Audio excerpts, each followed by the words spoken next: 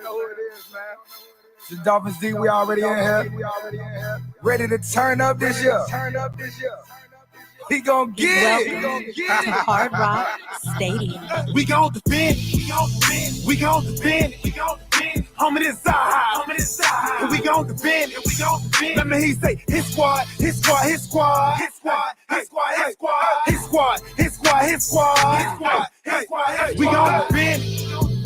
gon' defend. We gon' defend. Homie, this side. We gon' defend. Let me hear you say, his squad. I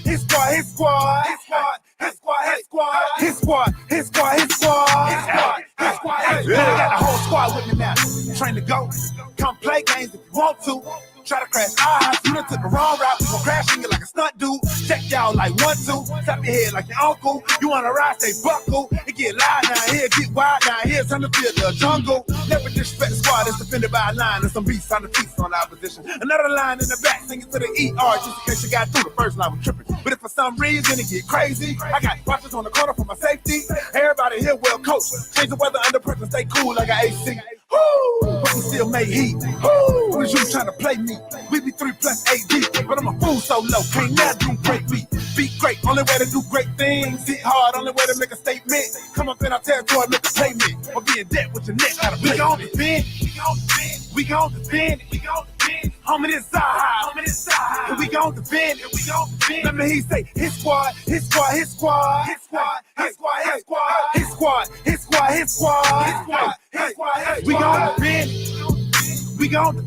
gon' defend. Homie, this side. We gon' defend. Let me hear you say, his squad.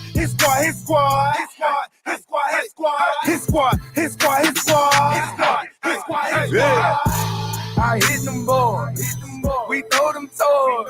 Got saying that QB. We them boys. We the realest. We go gorillas. We out here, homie. You gon' feel us. Don't make me come down. In that box. Like I'm red. I'll knock your socks. Won't play y'all boys. Cause we some bullies. We'll take your cookies. Cause y'all some rookies. I'm in the building. Me and Shot Jones. We do lane. We don't play zone. We play that man. So guard your hand. I see your eyes. You're scared, we man. We gon' defend. Homie, this side. We gon' defend. Let me hear you say, his squad. We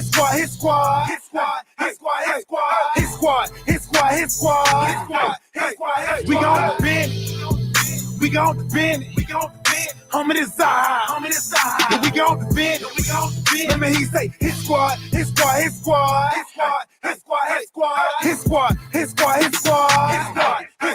Yeah.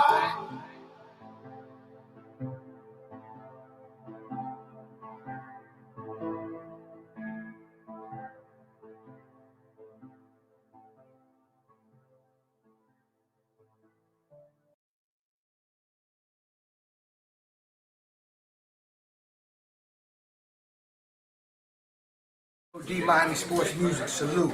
Already know. What's up? We got Finger Licking live. Already know, man.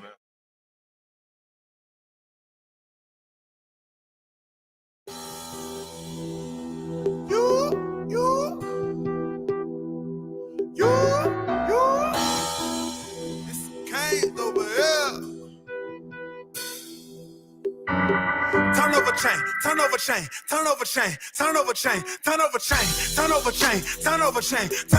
You seen Big Homie get a fumble? He get a turnover chain. Seen Big Homie get the pick off? He get a turnover chain. You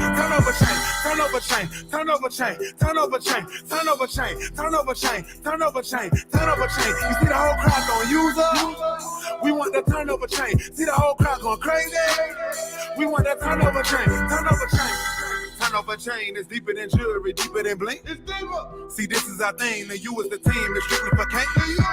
Invented the swag, you rented and brag, but we want it back. Let me get that. But you can keep the old one, cause we keep something new in the bag. All of these players is hungry. Don't come in here thinking it's funny. We aiming for something. Rocking the chains when it's sunny. Even when raining or something, we ain't gonna be something. I hope your quarterback don't think it's sweet. The defense will make them take a seat. And if somebody strip the ball out, Let somebody get a Cuban link. Now you know how I go with the fans though. We be going wild all in the stands though. If you're not with the team, you're not familiar. If you throwing U's up, you're not familiar.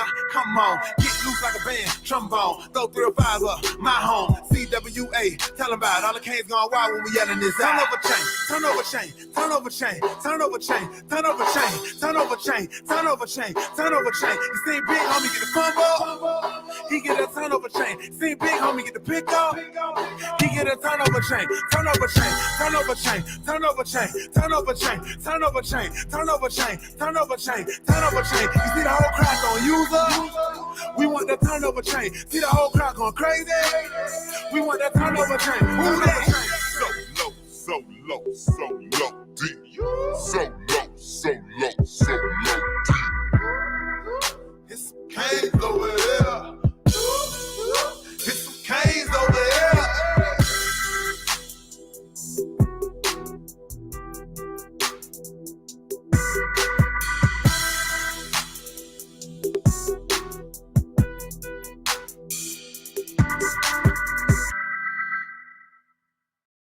Man, y'all been part of the buffet, boys. Shout out Solo D. Shout out to DWA. Let's eat. Yo, Solo! You know they been saying you gotta make a hit squad part 2. But you know, man, we hungry this time, man. We gotta eat this time. Yeah. Back in the beast mode. AFC, we tryna rap on the East Coast. Take shots, fall back, then reload. Get the powder time to slap up these foes. Anytime we hit the field, then we must play. Any boys going hard, man, I must say. Try to stay on one route like the busway. Trying to eat teams up like a buffet. Buffet. Eat the offense like a buffet. Eat the quarterback like a buffet. Eat the running back like a buffet. Eat the wide receiver like a buffet. Eat the whole line like a buffet. Eat the coach up like a buffet. Eat the fan base like a buffet. Stay on one route like the busway. I say and not quote. Go hard or go home is the motto. A pick or a sack is the lotto. Let's cook them like Emerald Lagasso. My bad, Lagasse. He going south, that is not me. Hungry for greatness, so I eat. Stay in my zone like a Bob B. Jumping off the edge like Ian Shaq. Straight pressure, never easing back. Protection on the way you gon' get wins. Split through the middle like Wilkins. Got some backers on the back that's gon' back me up. Straight action, we be acting up. Tell Coach drop his best plan, but it still get snatched by X-Man. Cause we back in the beast mode. AFC, we tryna rap on the East Coast. Take shots, fall back, then reload. Get the powder time to slap up these foes. Anytime we hit the field, then we must play. Any boys going hard, man, I must say. Try to stay on one route like the busway. Trying to eat teams up like a buffet. Buffet. Eat the offense like a buffet. Eat the quarterback like a buffet. Eat the running back like a buffet. Eat the wide receiver like a buffet. Eat the whole line like a buffet. Eat the coach up like a buffet. Eat the fan base like a buffet. Stay on one route like a buffet. Eating like a buffet, it be a long day, we ain't gon' play. Yeah, them boys green, no subway. Pick the ball off X and BJ. I don't care about what he and she say, that's nonsense. Check a replay. I work overnight and it's early morning, but I'm turned up cause it's game day. They don't really want it with your boy. Old line really get destroyed. Ex-Patriot, Cal Van Noy, put him on his butt, hurt hemorrhoids. What's a grown man to a boy? Jam him at the line, dare you to throw it. Discipline coach Brian Flores, never getting rattled to the boys. Fans better pay attention, need the social distance. I got a witness and you know we blitzing, but mind your business. Christian Wilkins on the line of scrimmage, far from timid, pushing to the limit, revving engine. You know we gotta get it, Nick Needle. You know we gonna pick it, Van Ginkle, take it to the business. Fins up till my life is finished. Say it with my chest cause I'm in it. A lie, no why, I admit it. New era, yeah, our division. A win streak, we just keep on winning. So I lose, tell them suck a limit. Bills with the Jets and New England. Miami talk dogs where you hit me. Back in the beast mode. AFC, we tryna rap on the East Coast. Take shots, fall back, then reload. Get the powder time to slap up these foes. Anytime we hit the field, then we must play. Any boys going hard, man, I must say. Try to stay on one route like the busway. Trying to eat teams up like a buffet. Buffet. Eat the offense like a buffet. Eat the quarterback like a buffet. Eat the running back like a buffet. Eat the wide receiver like a buffet. Eat the whole line like a buffet. Eat the coach up like a buffet. Eat the fan base like a buffet. Stay on one route like the busway.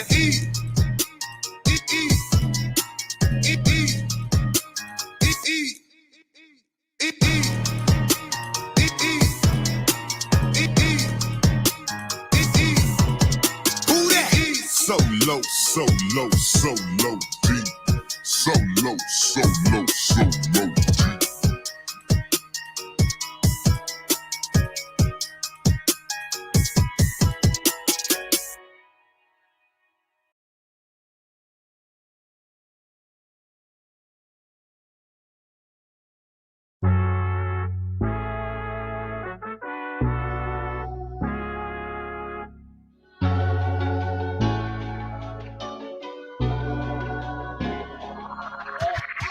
know the whole city riding. A little early, it's a bit surprising. Business moves, now we enterprising. Switch it up, now we improvising. Go to get in the winter column. Whole squad been trained to go. Fence for life, we throw the foe. Singing this just to welcome bro. To a time, to a time. Time to grind, time to shine. To a time, to a time. To a time, to a time. To a time, to a time. Time to grind, time to shine. To a time, to a time. To a time, to a time. My intuition told me this. To trust the coach, he holds the gift. He knowing when to go with fits. So we knowing when to switch. This year we got the golden pick. Time to see what that pick about. Bad vibes get sent out. Only fans up in this house. We been waiting, yeah, we been patient. Now it's time to cash out, no discount.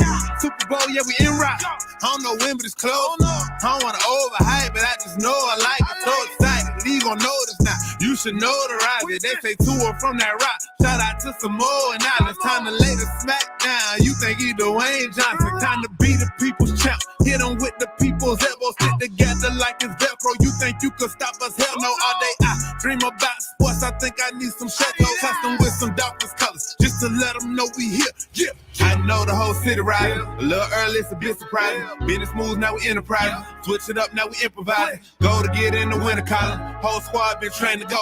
Fence for life, we throw the foe. Singing this just to welcome bro. To a time, to a time. Time to grind, time to shine. To a time, to a time. To a time, to a time. To a time, to a time. Time to grind, time to shine. To a time, to a time. To a time, to a time. To a time, to a time. Really hope he the man. Hope we found us a gem. Like the Heat found Bam. Wanna take time to thank Fitz, cause he put on the show. But the young man up, in the whole city know. Time to catch all the blessings. Cash out on the investment. Ball out, don't choke. Fins want all the smoke. Chris Gregg gave hope. Coach flow like spoke. Dan Marino still a GOAT. But to a man on go. Watch to a man throw. Watch to a man scope. Watch to a man dishes that we never ever seen before. Fans up, let's win. Born ready for a ring. Maybe 3, 4, 5, 6. It's damn week, use 10. I know the whole city riding. A little early, it's a bit surprising. Business moves, now we enterprising. Switch it up, now we improvising. Go to get in the winter column. Whole squad been trained to go. Fence for life, we throw the foe. Singing this just to welcome bro. To a time, to a time. Time to grind, time to shine. To a time, to a time. To a time, to a time. To a time, to a time. Time to grind, time to shine. To a time, to a time. To a time, to a time. So low, so low, so low, deep. So low, so low, so low, deep.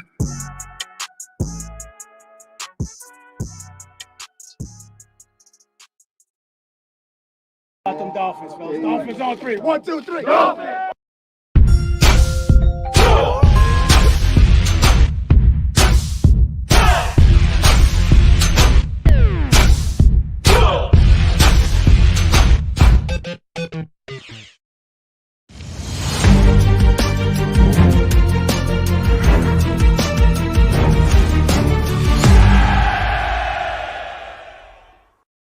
Hey guys, I'm Danny Johnson, CEO at TPP, The Positive Porpoise.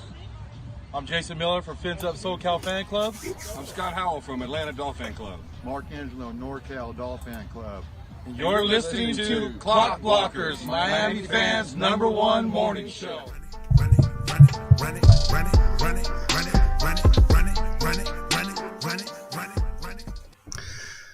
What is up, ladies and gentlemen? It is your boy, Stephen D. Super fired up because today's hump day. That's right. It's hump day. It is Wednesday, August the 11th. Countdown 2 more days till my birthday, Friday. We're going to party on Friday, people. We're going to have a good time. All right. I just want to say good morning to my Fins family and my Fin-laws.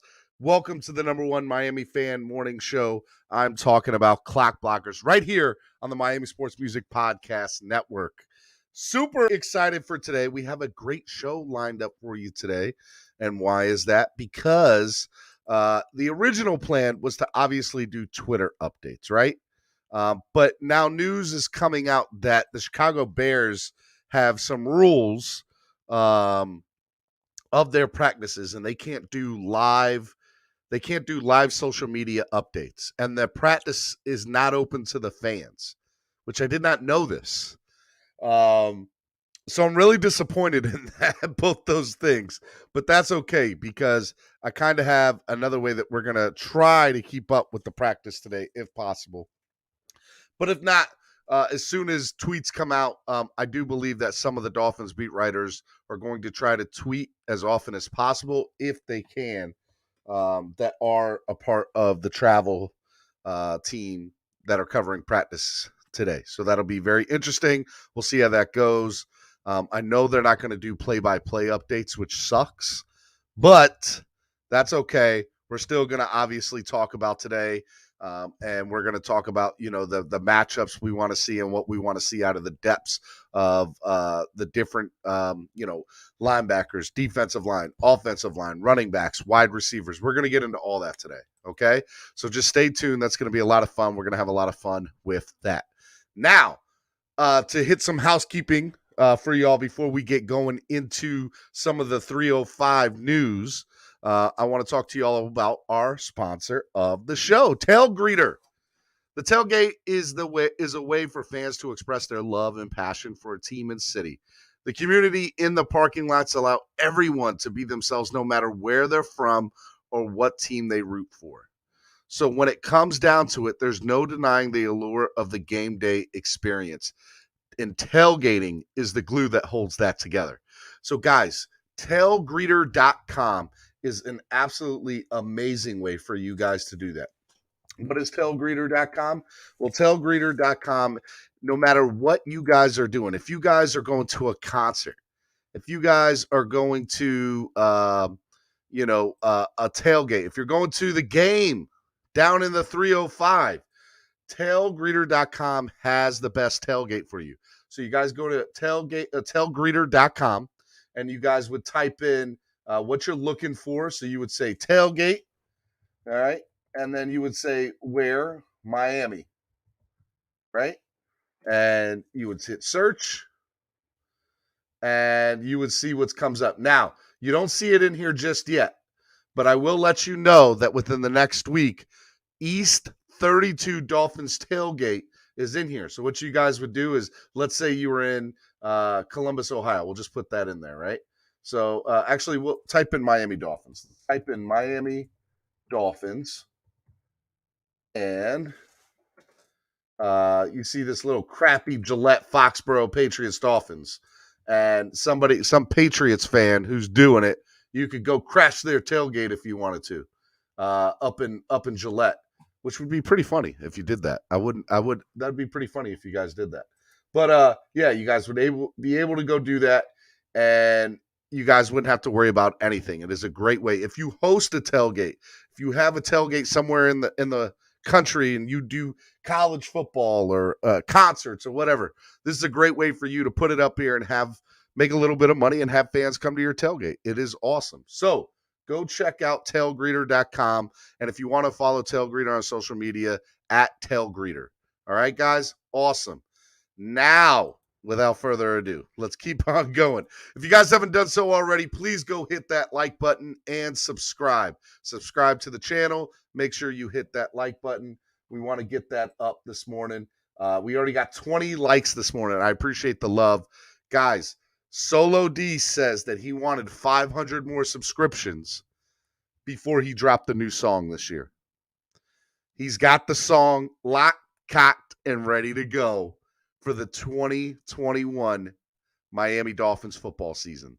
But he wants to get 500 new subscriptions on YouTube. So let's help him out with that. Let's make it happen. So make sure you guys, if you've already subscribed, great. But if you have a brother or a cousin or a friend, make sure you guys do that too, okay? So make sure you guys go subscribe to that. That's going to be a lot of fun. And I know you guys are going to love the new song this year that the Honorable Solo D is going to be dropping. So make sure you guys check that out. Also, if you guys want to become a member of the family, go into the YouTube chat and you'll see all the different people that are already members of the channel. So, guys, make sure you guys go become a member of the YouTube family. A lot of exclusive content that they get access to, early content. It's a lot of fun. So make sure you guys go do that. Okay. All right. Also, if you guys want to donate to the channel, you can do it one of 3 ways. It helps the channel grow, guys, just so you know. You guys can do YouTube Live Super Chat, which is the money sign down at the bottom of the YouTube Live, or you guys can do PayPal and Podcast Network, or the Cash App, which is the money sign MSM Podcast Network. Your donation to the channel goes a long way into helping the channel grow, so we appreciate all that. Last night, if you guys were on the line, you guys would have seen, where are my Spanish-speaking Dolphin fans at, guys? Check it out. Make sure you guys go check out the latest episode 4 of the Hell Fins podcast.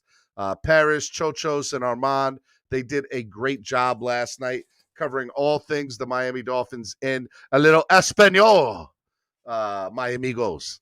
So, yeah, go check it out. They're great people. All 3 of those guys from Dolphins Nation, Mexico, an amazing fan club down in Mexico. So make sure you guys go check that out. If you guys missed the earlier episode this week, every Monday, we have the Fire and Ice Combat Sports podcast with Angel Ortiz.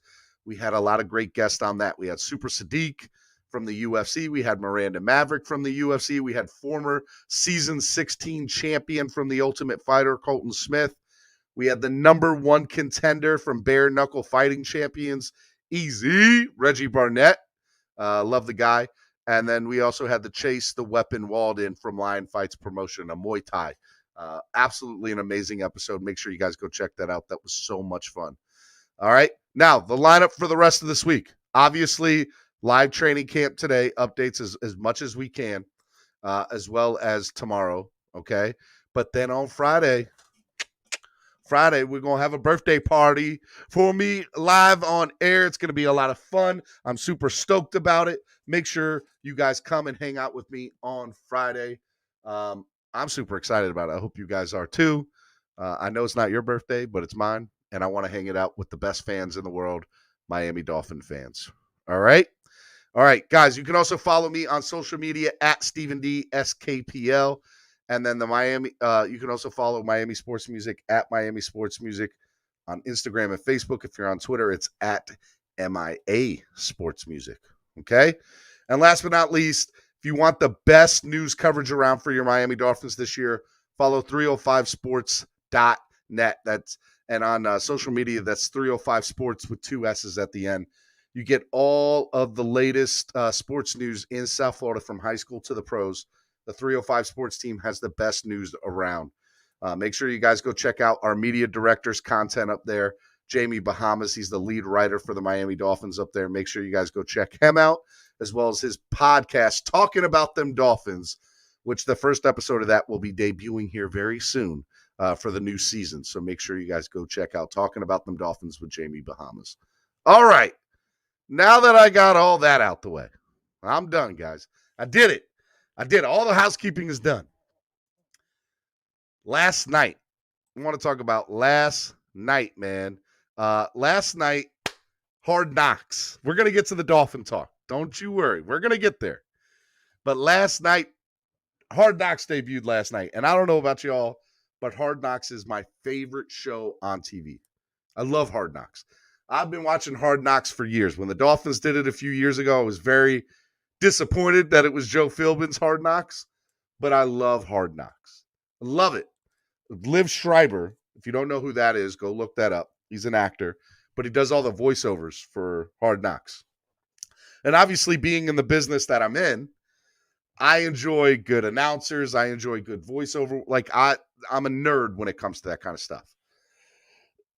And I have to tell you, anytime I hear that music from Hard Knocks, I get goosebumps. And every time I hear Liv Schreiber's voice on it, and it's another training camp, or what does he say? He'll say something like, and it's another day for the Dallas Cowboys rookies down at training camp in Oxford, California.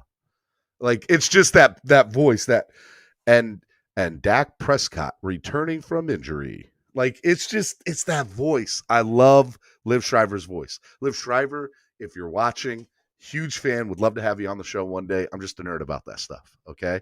But there was one thing that happened on last night's episode, and cover your ears. I'm about to give you a spoiler, okay? So one of the things I've said on this channel multiple times is that Stephen Ross has no say on what goes on the field. Okay? I've said that multiple times on this show.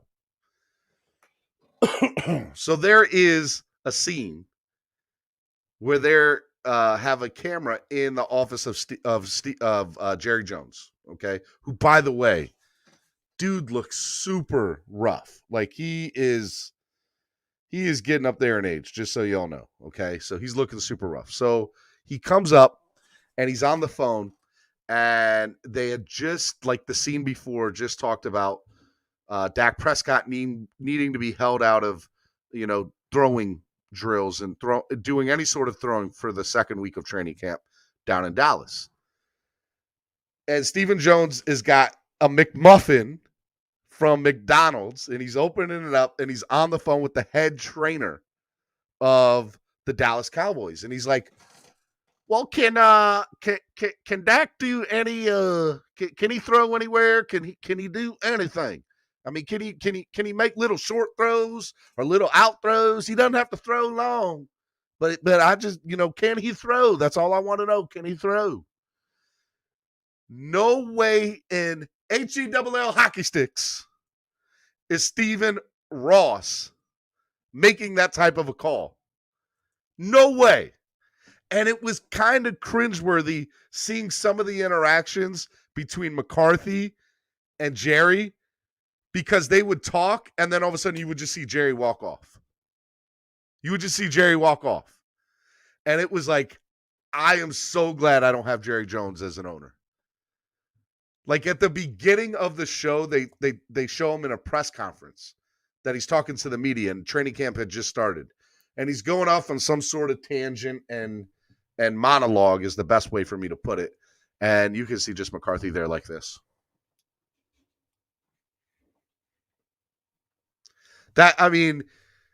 Two things. McCarthy's not going to last in Dallas at all.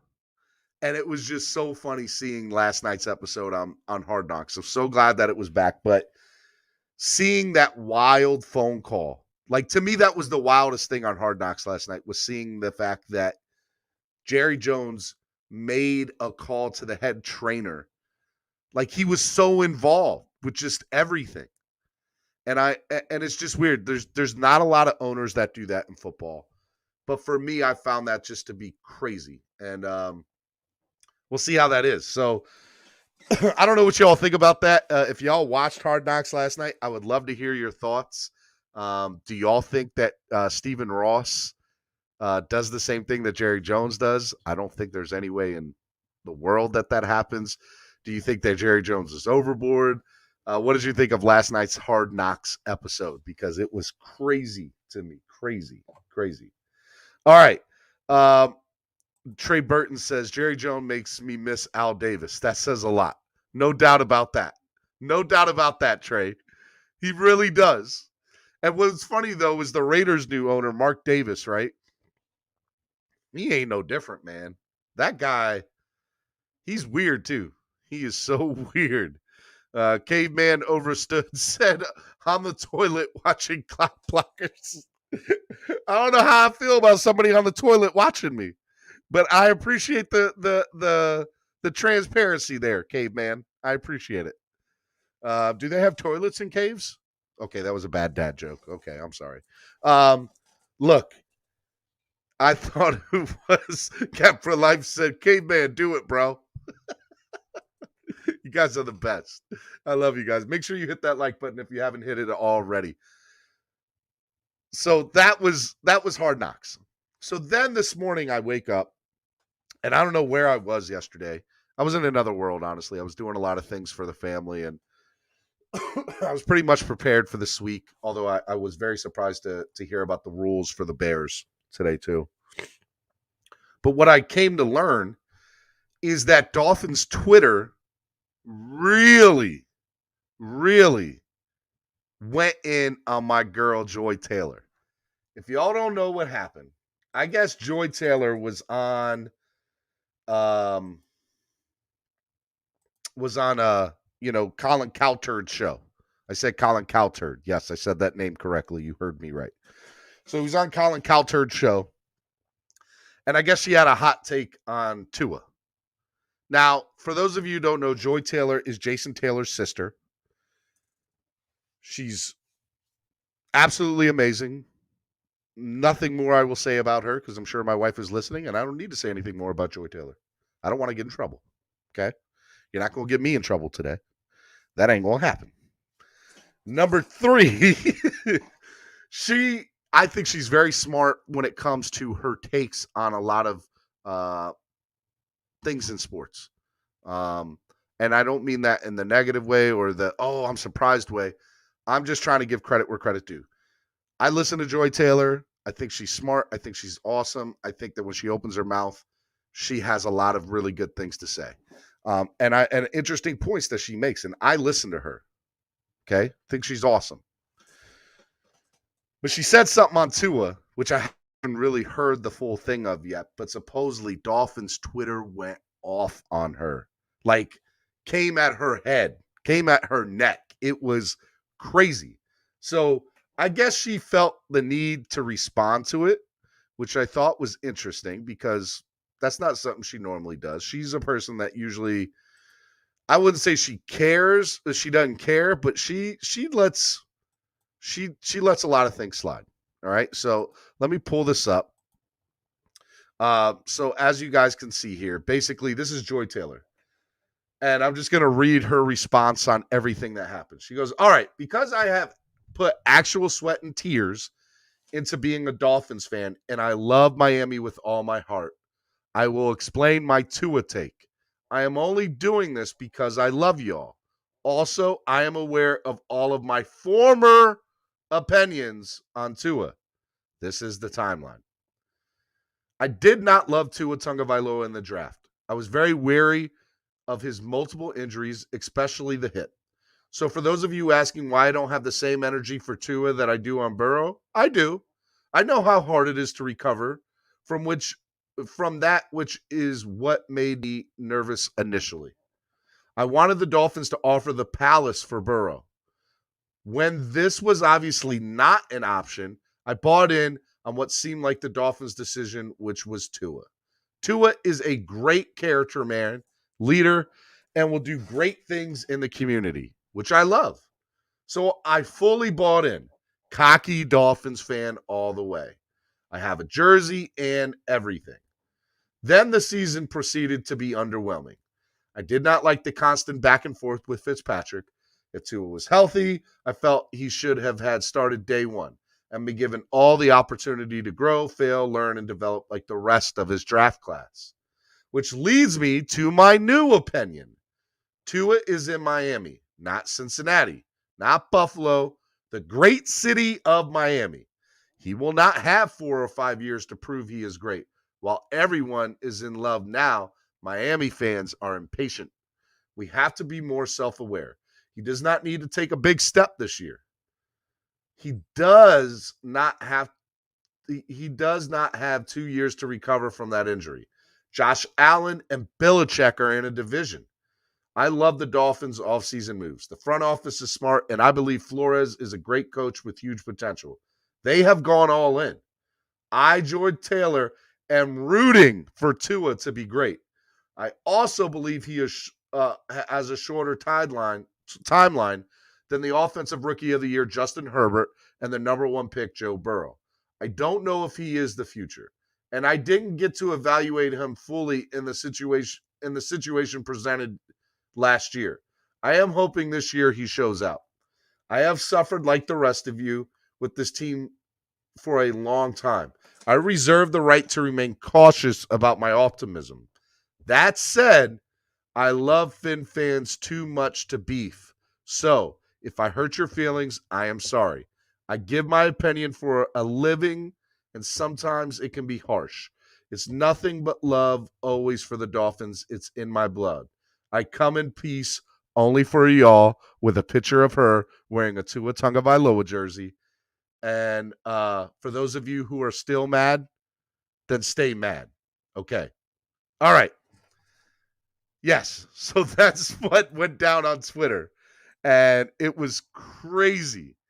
Let's see what y'all had to say about it. She speaks She speaks like a high school sophomore. Well, that was me speaking, Cidola. EM Baller. She always responds to Twitter disagreements. 4Ps equals playoffs. It's not like it has to be one extreme or the other. Ross is not Jerry Jones, but still has a say and puts his foot down from time to time. We'll get back to that, 4Ps. Roman Soldier. She took a fat L yesterday on Twitter. Let's see here. Roman Soldiers. She had like 12 tweet to defend herself. Estefan. Let's see here. Something's going on with Cap's messages. I don't know what's going on. I'm not paying attention to it, just so y'all know. A-Rod. Not feeling her hair, Timothy said. Oh, y'all are so crazy. Let's see here. This is toxic behavior from the fan base. Let's have difference of opinions. Okay. Look, here's the reality of it, right? Joy Taylor does what I do just on a huge, bigger level, okay? And she does it on Colin Cowturd's show, which I believe she should have her own show. That's just my opinion. I think that Joy Taylor truly, I think she's like a lot of the fan base. She has PTSD from being a Dolphins fan.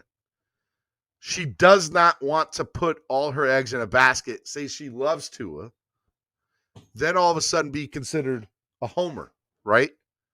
Because that's what's going to happen. She'd be considered a homer, and then you'd have to worry about that.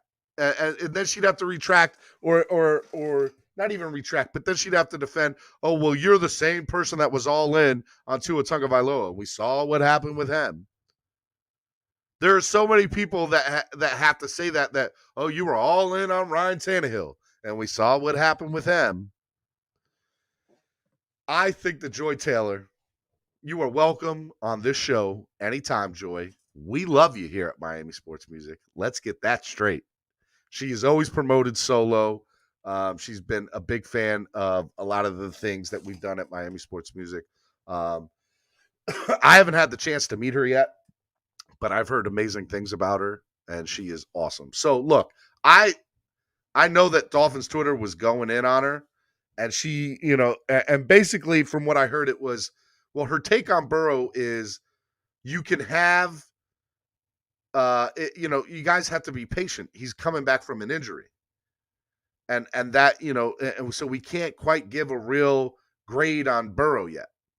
But people were saying, well, she wasn't given that same grace to Tua, who had the hip injury. So it's very interesting. Estefan says that's a stupid reason to take a selfie. She looks stupid in that jersey. I hate her, but I love her. Crazy dude. No hate here, guys. Cat for Life says, Chef Shu, thank you, brother. Not everyone agrees with me, but freedom of speech is needed more than ever right now. That's okay. Let's see here. Trey Burton says, Jay Fielder, Ray Lucas, Pat White, Gus Farrat, Cleo Lemon, just to name a few. Yes, she has PTSD.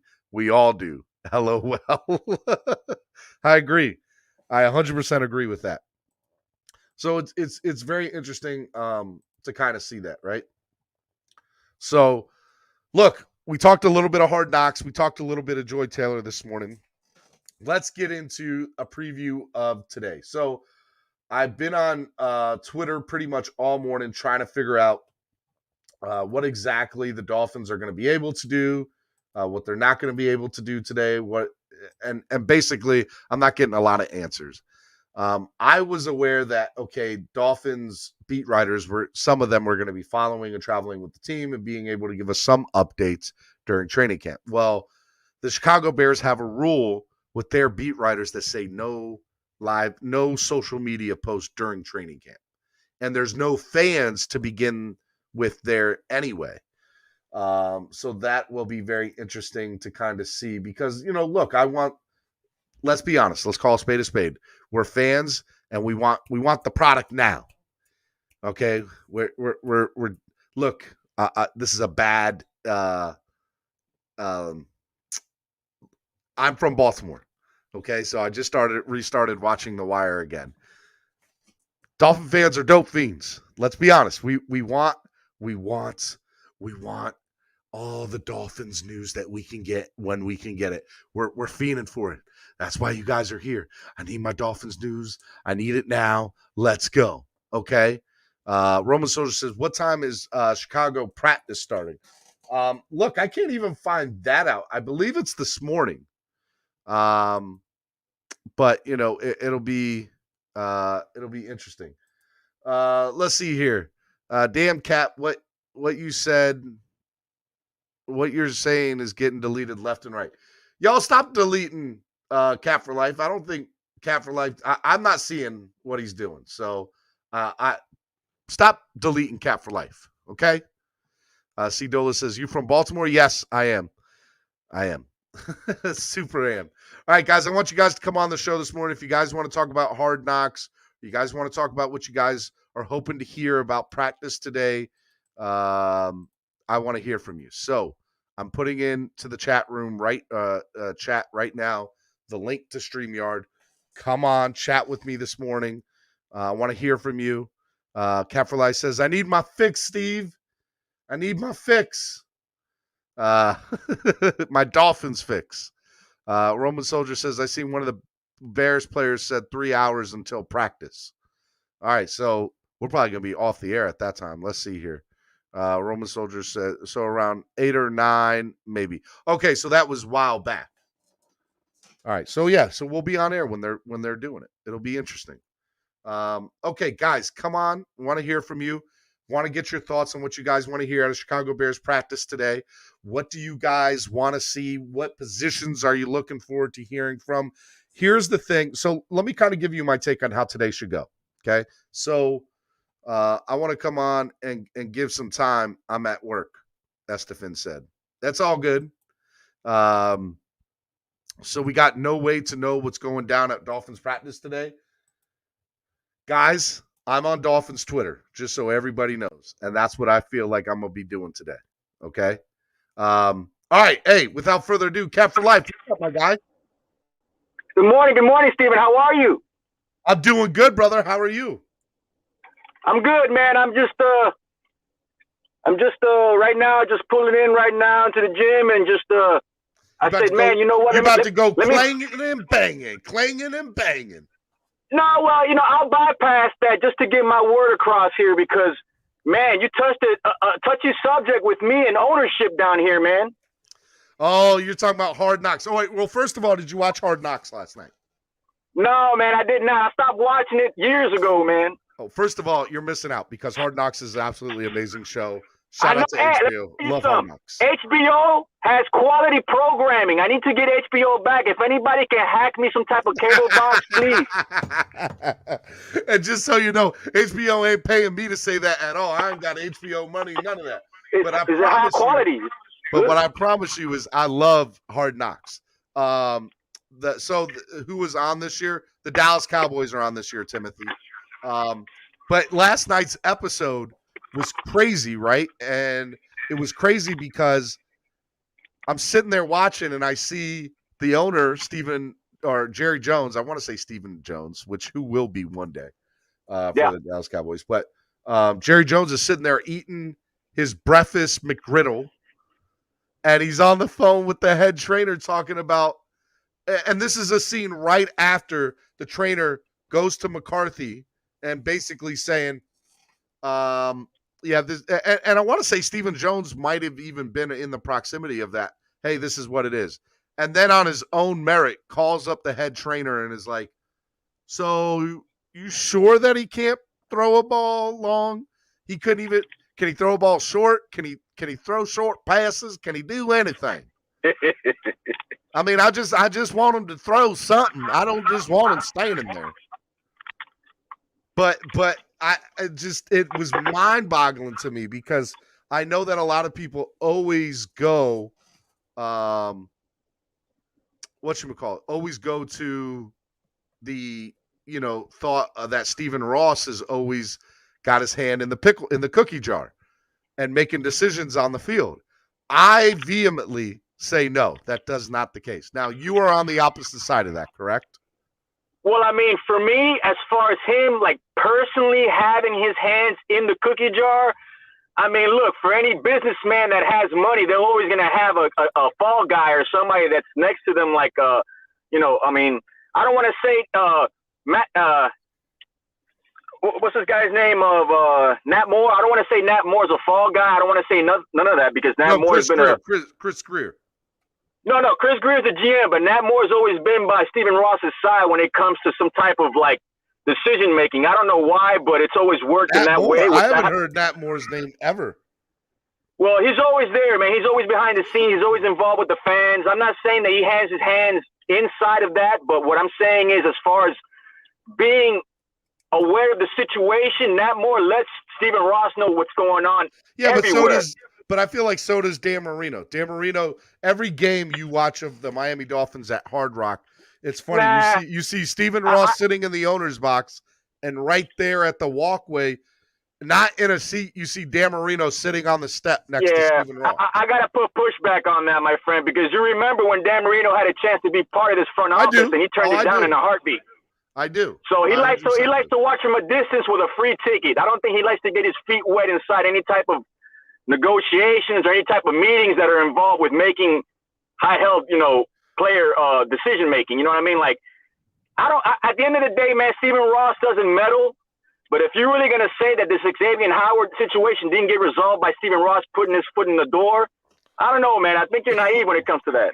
Oh, well, then call me naive then, because I don't think that there's any way Stephen Ross had a hand in any of that. I'm telling you, that's 100. To me, that's 100% Chris Greer, Brian Flores move. Like that is them. I agree with that, but since everybody always likes to be on Omar Kelly's tip, I think Omar Kelly said the other day on the Big O show that he pretty much reaffirms that Stephen Ross put his foot in the door and said, "Hey, enough with the bleep, fix it," which I think is pretty reasonable. There's no way. Look, love Omar Kelly, okay? Respect what he does. I'm telling you right now, in my opinion, there is nothing like I've never seen Stephen Ross be like, well, the Dolphins need to do like during the season. When he's done coaching search or GM searches, yes, I've heard. That's the only time I've ever really heard him talk about the on-field team, ever.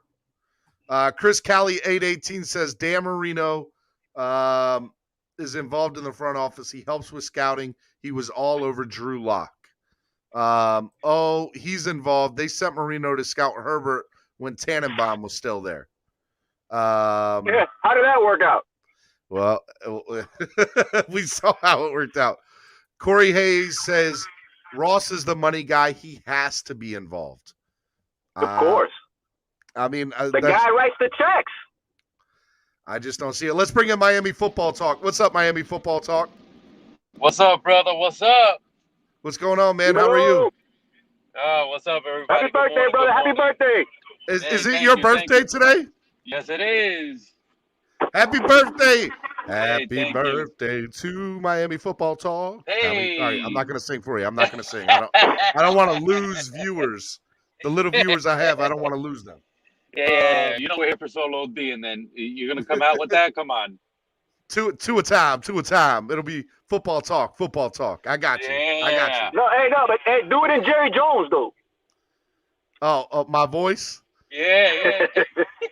Well, look here. I just want to see him make a pass. Can he make a short pass or a long pass? Do it time. Is he allowed to make a pass? That's all I want to sit here and eat my McGriddle, and I just want to know from you, in your professional opinion, can he make a pass? That's it. That's my impersonation of Jerry Jones. Very well done. So what are your thoughts? Did you first of all, do you watch Hard Knocks? I do. I didn't watch it last night, but of course I'll pick up the highlights and all that here while I'm at work.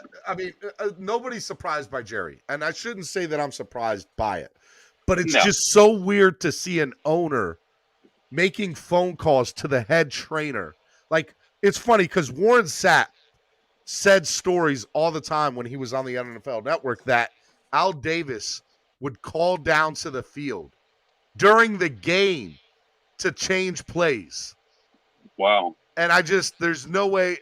Look, I'm not saying that Stephen Ross is like, nobody's ever said that Stephen Ross is that into it. No, But Stephen to me, Ross is definitely not doing that. But I also don't think he's making decisions about on the field personnel. I don't. I think that, but to a certain extent.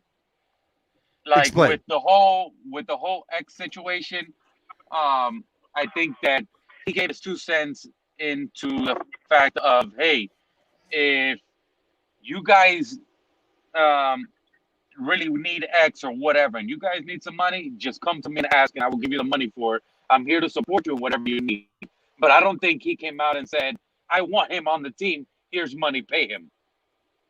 Does that make sense? I mean, yeah, I do, but I feel that at the end of the day, you're looking at guys, I just want to share this little tweet with you. So if you guys are here for live tweet updates, Josh Hout says, sucks we won't get live practice update, but all that truly matters is that both teams make it out these next full days healthy.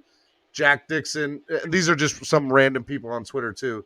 Well, Wingfield and the beat writers are not giving updates, and Josh Hout said that's how Omar made it sound, but Wingfield might be the exception to the rule. That would be very nice. Travis Wingfield says, expect tweets. We will be getting live tweets this morning. Yes. Stay tuned. We're going to get live tweets this morning. Let's go. Go, bro. Let me bring in another fan of the show, Mr. Trey Burton. What's up, Trey? What's up, guys? Trey Burton. Let's go, Trey. What's up, guys? How you doing, my guy? How are you? I'm good, man. I found your show by watching. I think I was watching on TD or whatever. Okay. Well, thank you. Yeah. Now I listen to your show every morning. I enjoy it. Say it for the people in the back that haven't heard. Yeah, I enjoy the show. Hey, wait a man. minute. I gotta say something before you say anything, Trey. In the comments you put, I gotta become a member. Tell him, Steven, to become a member. Trey, you got to sign up to become a member, man. Become part of the family. Become part of the family. I'm definitely going to do it after the show. All right. Well, you can do it during the show. You can always hit it and then come right back in. I'm just letting you know. Trey. We want you here, my guy. For sure. Trey, did you watch Hard Knocks last night? No, I did not get to watch Hard Knocks last night. Somebody needs to come on this watch Hard Knocks. But do you have an opinion about Stephen Ross having his hand in the cookie jar, or what you think about that? I'm glad he's nothing like Jerry, to be honest. Amen to that. Yeah. We can all agree with that. I believe Jerry is the reason why. I believe Jerry holds the Cowboys back. Oh, I 100%. More than he helps. I believe he holds them back because he's the coach, owner, GM. He's everything in one. Yeah, I 100% do. It was. If you watch the show, guys, you guys got to watch. I know I just love Hard Knocks. All right, I'm a geek for it. I'm telling you right now, it was cringeworthy watching some of the interactions between Jerry Jones and Mike McCarthy. And I said when McCarthy came on, I was like, "There's no way that he's going to last as the Dallas Cowboys head coach because Jerry Jones runs that team." And if you look at one of the reasons why I think Flores is going to succeed in Baltimore is because the dynamic that he has with Greer. It's like this. Wait. In Miami, not Baltimore. Yes, in Miami. There you go. Sorry, guys. You knew what I meant. But you get what I'm saying. Oh, definitely. Yeah. No, I agree. I think Ross has definitely handed the reins over to Greer and Flo, but I think he still has some type of encouragement to them. Hammer says, "Why I am not a Cowboys fan anymore. Him and all of his personnel decisions." Well, welcome to the family, Hammer. We'll welcome you over here in Miami. Yeah, come on. Bringing Trey back. I dislike the Cowboys, therefore let Jerry do his thing. LOL. Jerry thinks he has a high football IQ. LOL. I mean, yeah, it is kind of funny. It was funny because I told you it was cringeworthy. He's doing the opening press conference with the beat writers of the Cowboys, and McCarthy's sitting there to the right of him, and he's just going on and on and on and on. And you see McCarthy sitting there like, well, okay, sometime today would be nice. So it just, I don't see that being, I don't care what type of team they have there. There's no way that they're going to be successful. And how I know that is because of my PTSD as a Dolphins fan. I've seen head coaches and GMs not be able to get along. I've seen GM head coaches and just this rift. And what I do know is mediocrity and when things are not going to work out. Yeah. That's why I know what Miami's gonna that be looks like. successful. Yes, I know what that looks like. Let's bring in Big John. What's up, Big John? Big John, what's up, brother? Good morning. What's up? What's up? Good. What up, All man? right, Big How John. y'all doing? All right, Big John. Let's hear your take. Hey, somebody's What's up, man? fire alarm is going off in the background. I hear somebody's fire Change alarm. your back. Oh, Yeah, change your batteries. Trey, is that your fire alarm? You need to change your batteries, Trey. Hey, man, it's too high to reach, man. I have high ceilings, bro. He said I can't reach it. When you have alligator arms, you can't reach. I got you. I got you, man. Alex Jeffrey with the $5 donation. Hey, I'll Here's make it better, $5 guys. to go put batteries in that smoke detector. I don't know who it is, but please, for the love of God. All right. Hey, this is a horrible press conference for me, man. Hey, Trey, you were welcome on the show anytime. Just change your batteries next time. That's all. That's all we ask. That's all we ask. I got you. All right, so what you're going to do is you're going to have to put yourself on mute when you're not talking so that I don't lose viewers, okay? All right, look. I'm going to step outside for you, bro. Hey.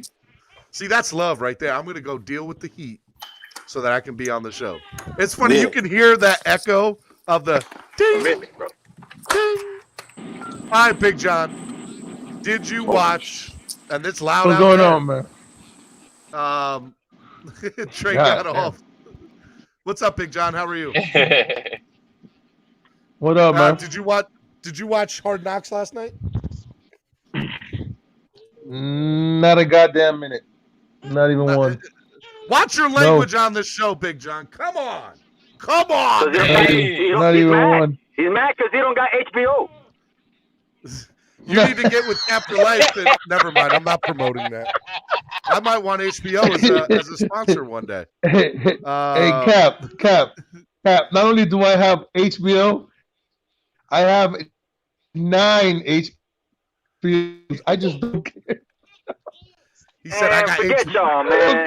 I don't even got one, man. He said, I got HBO North, South, East, West. I got HBO Max. I got HBO Least. I got all the HBOs. You know what? Nah, man. I watched Larry David. I got more. I'm not going to bullshit. I'm not going to lie to you. I probably got HBO Baltimore. HBO Baltimore? The Wire, home of The Wire, baby. My daughter. You guys hear my... That was a good show. You guys hear my daughter? Oh, yeah. Do you guys hear my daughter? Hey, yeah, you're breaking up bad, Big John. She's sitting next to me. All right, I'm going to remove Big John for a second. Big John, your internet phone is crapped breaking out. up. Your phone, yeah. Your internet is breaking up real bad, Big John. Go out and come back in, and I'll bring you back in. See if that makes a difference. All right, guys, if you guys want to come on to the show and you guys want to talk, I want to hear from you. If you guys watched HBO Hard Knocks last night, I definitely want to hear from you. I want to know. If you guys have a thought on Joy Taylor, I want to hear from you. I am updating Twitter as we speak to see if there's any updates about practice or anything like that. According to Travis Wingfield, it sounds like there's going to be updates. So I will be doing that. So I hope so. Yeah, definitely. Let's want to hear from you. Let's see here. Hey, Steve, I got a question for you. Go ahead. What are you looking for today in camp practice against the Bears? Well, let's see here. There's a lot. No injuries. Yeah, no injuries. Health is a big thing, right? I want to make sure that these guys are healthy. Offensive line. I want to see how the trenches work. I think that in order for this season, for the Dolphins to be successful, I think it's going to come down to the Dolphins having some sort of opportunity to show how good or bad, let's call it what it is, maybe, bad this offensive line is. And so my hope is that no matter what, we'll see exactly what this offensive line is out of this week. And when you're able to do that, I think what you'll be able to see as I try to bring Big John back in with his daughter. Oh, look at your mini me over there. Yeah, I like man. it. I like it. That's what That's what it's all on. about right there. That's what was going on. I asked you if you heard her complaining. You didn't hear her? She just wanted to sleep The on Daddy. breakup That's all wasn't that breaking was. up. It was her complaining. Oh, Yeah, no, it was definitely your her. internet. She was going, yeah. I'm like, I but think it was her, bro. to finish answering the question that Miami Football Talk put out, I would say that no matter what, as long as we have a clear picture by the end of this week, my hope is that the Dolphins or Greer and Flores will be able to be like, this is where we're at. We either need to go out and draft. We either need to go out and make a trade with somebody, or we sign a couple more free agents that are on the street, and we see if we can get more competition in the building.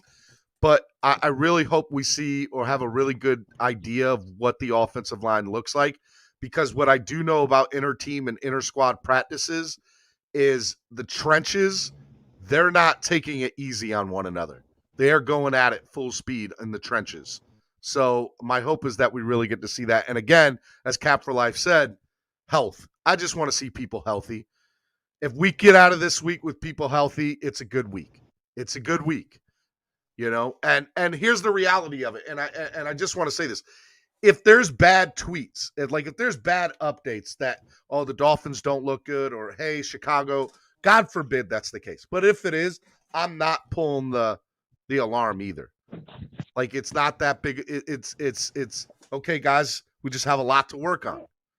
So I'm going to keep a very optimistic view no matter what happens. I just want to see the Dolphins obviously come out of here healthy, and that's the biggest thing. Cap for Life, what are your thoughts about that? I just feel like, if we can stay in a realm where we can keep the game plan basic, like we always do, we keep it vanilla, that's fine. But I would really like to see some type of, I don't want to say identity, but a foundation. You know what I mean? The first preseason game of what the offense is going to look like. All right, the RPO, I like the RPO, but if we got a new team, you know what I mean? Like, I know we're not showing our hand, but I would like to see some type of creative new way of offense for us, man. Something, we've been seeing the long ball all the time in training camp. I just hope it comes into fruition throughout the season, man. I don't want to rely on the 3 downs, trying to get 7 yards on 3 running plays. You know, let's take advantage with this kid's arm, man. Let's try to get as many points as we can. We haven't averaged more than 21, 28 points a game the past 10 years. It's about time we start getting in the 20. I would love to average 28 points a game, but yeah, 21 points definitely. I definitely want to see it. Corey Hayes says Steven's a good Dolphins YouTube. I hope he gets more subs. I appreciate it, Corey. Corey, sign up to become a member. Join the channel. Tell Corey to join the channel, and Trey Burton too. Tell him to come be part of the family. Join him. All right, guys. Estefan's in the building. Estefan! Oh, man, what's up? Good morning, everybody. Good morning. What's going on, Big? All right, Estefan, you have 30 seconds to say anything you want about your Spurs or the Heat. Go, 30 seconds. Okay, first of all, I just want to say what's up to Big Mufasa Stud, and I'm going to keep it PG. So, in other words, in order to do that, I have to refrain from talking about those Miami turds, all right? So, I'm here to talk about the Dolphins, man. All right, I just want to make sure that's what it is. So, hey, let me ask you. I don't know why I'm asking because everybody said no. I'm assuming you didn't watch Hard Knocks last night. Nah, I'm not into it, bro. What's up, man? Am I the only one that likes Hard Knocks? No. Is that on HBO? Too, don't get me wrong. It is. It's on HBO. The only one that likes. HBO. Oh, okay. Bro. I might check You're it the out. only one that What likes hard team knocks is it? with What the team is Cowboys. it? It's the Cowboys, I man. don't even Where know. were you this morning? You ain't even Oh, listened this hell morning. no. You ain't even listened No, this morning. bro. I don't do the He Cowboys. said, I hell don't do no. the Cowboys, bro. I live in Texas, bro. I don't understand how everybody can hate the Cowboys so much. I mean, because it's easy to do. Well, are you live in Texas, bro? No, You live in but Texas? That's why. When they Estefan, brought, Estefan lives. Hey, listen. How do you hate the Cowboys when they were the first team to bring cheerleaders, bro? I mean, because if you live in Texas and you gotta listen, true. you gotta listen to them delusional fans, bro. That's why. I know more about that team than those fans know about their team, bro. I could tell them and tell them to their face why they suck, bro, and they still don't even know why they suck, bro. It makes no sense to them. You know what I mean? They couldn't get a grasp of the fact that they were underwritten way too long, bro. Anyways, I don't want to talk about the Cowboys. They suck. But anyways, I'd rather just hear third party from you, Steven, about Hard Knocks. I ain't gonna watch that crap. Well, basically, there was a scene last night, and if you had watched the beginning of the show, Estefan, you would have heard this already. Thank you for showing up late. Thank you for showing up late, Estefan. Hey, homie. In the words of the homie Donald Young, which is a San Antonio Spurs fan, I was slipping and sliding, peeping and hiding, baby. So what happened?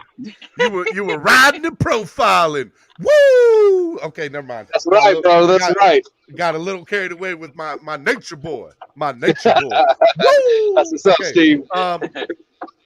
Basically, what happened last night is Jerry Jones, after a scene of they were holding Dak Prescott out of practice because of arm soreness or arm tightness. And you heard the head trainer in the group meeting with the coaches and everything, hey, this is what we're going to do. The very next scene, you see Jerry Jones in his office eating a McDonald's McMuffin or a McGriddle. And he's on the phone with the head trainer. And I quote, all right, so what you're telling me is that he can't throw short and he can't throw long. Can he do any type of throw? Can he just throw a little out pass? Can he do, in your professional opinion, can he do any of those throws? And he's like, Jerry, I just told you, no, he can't throw it all.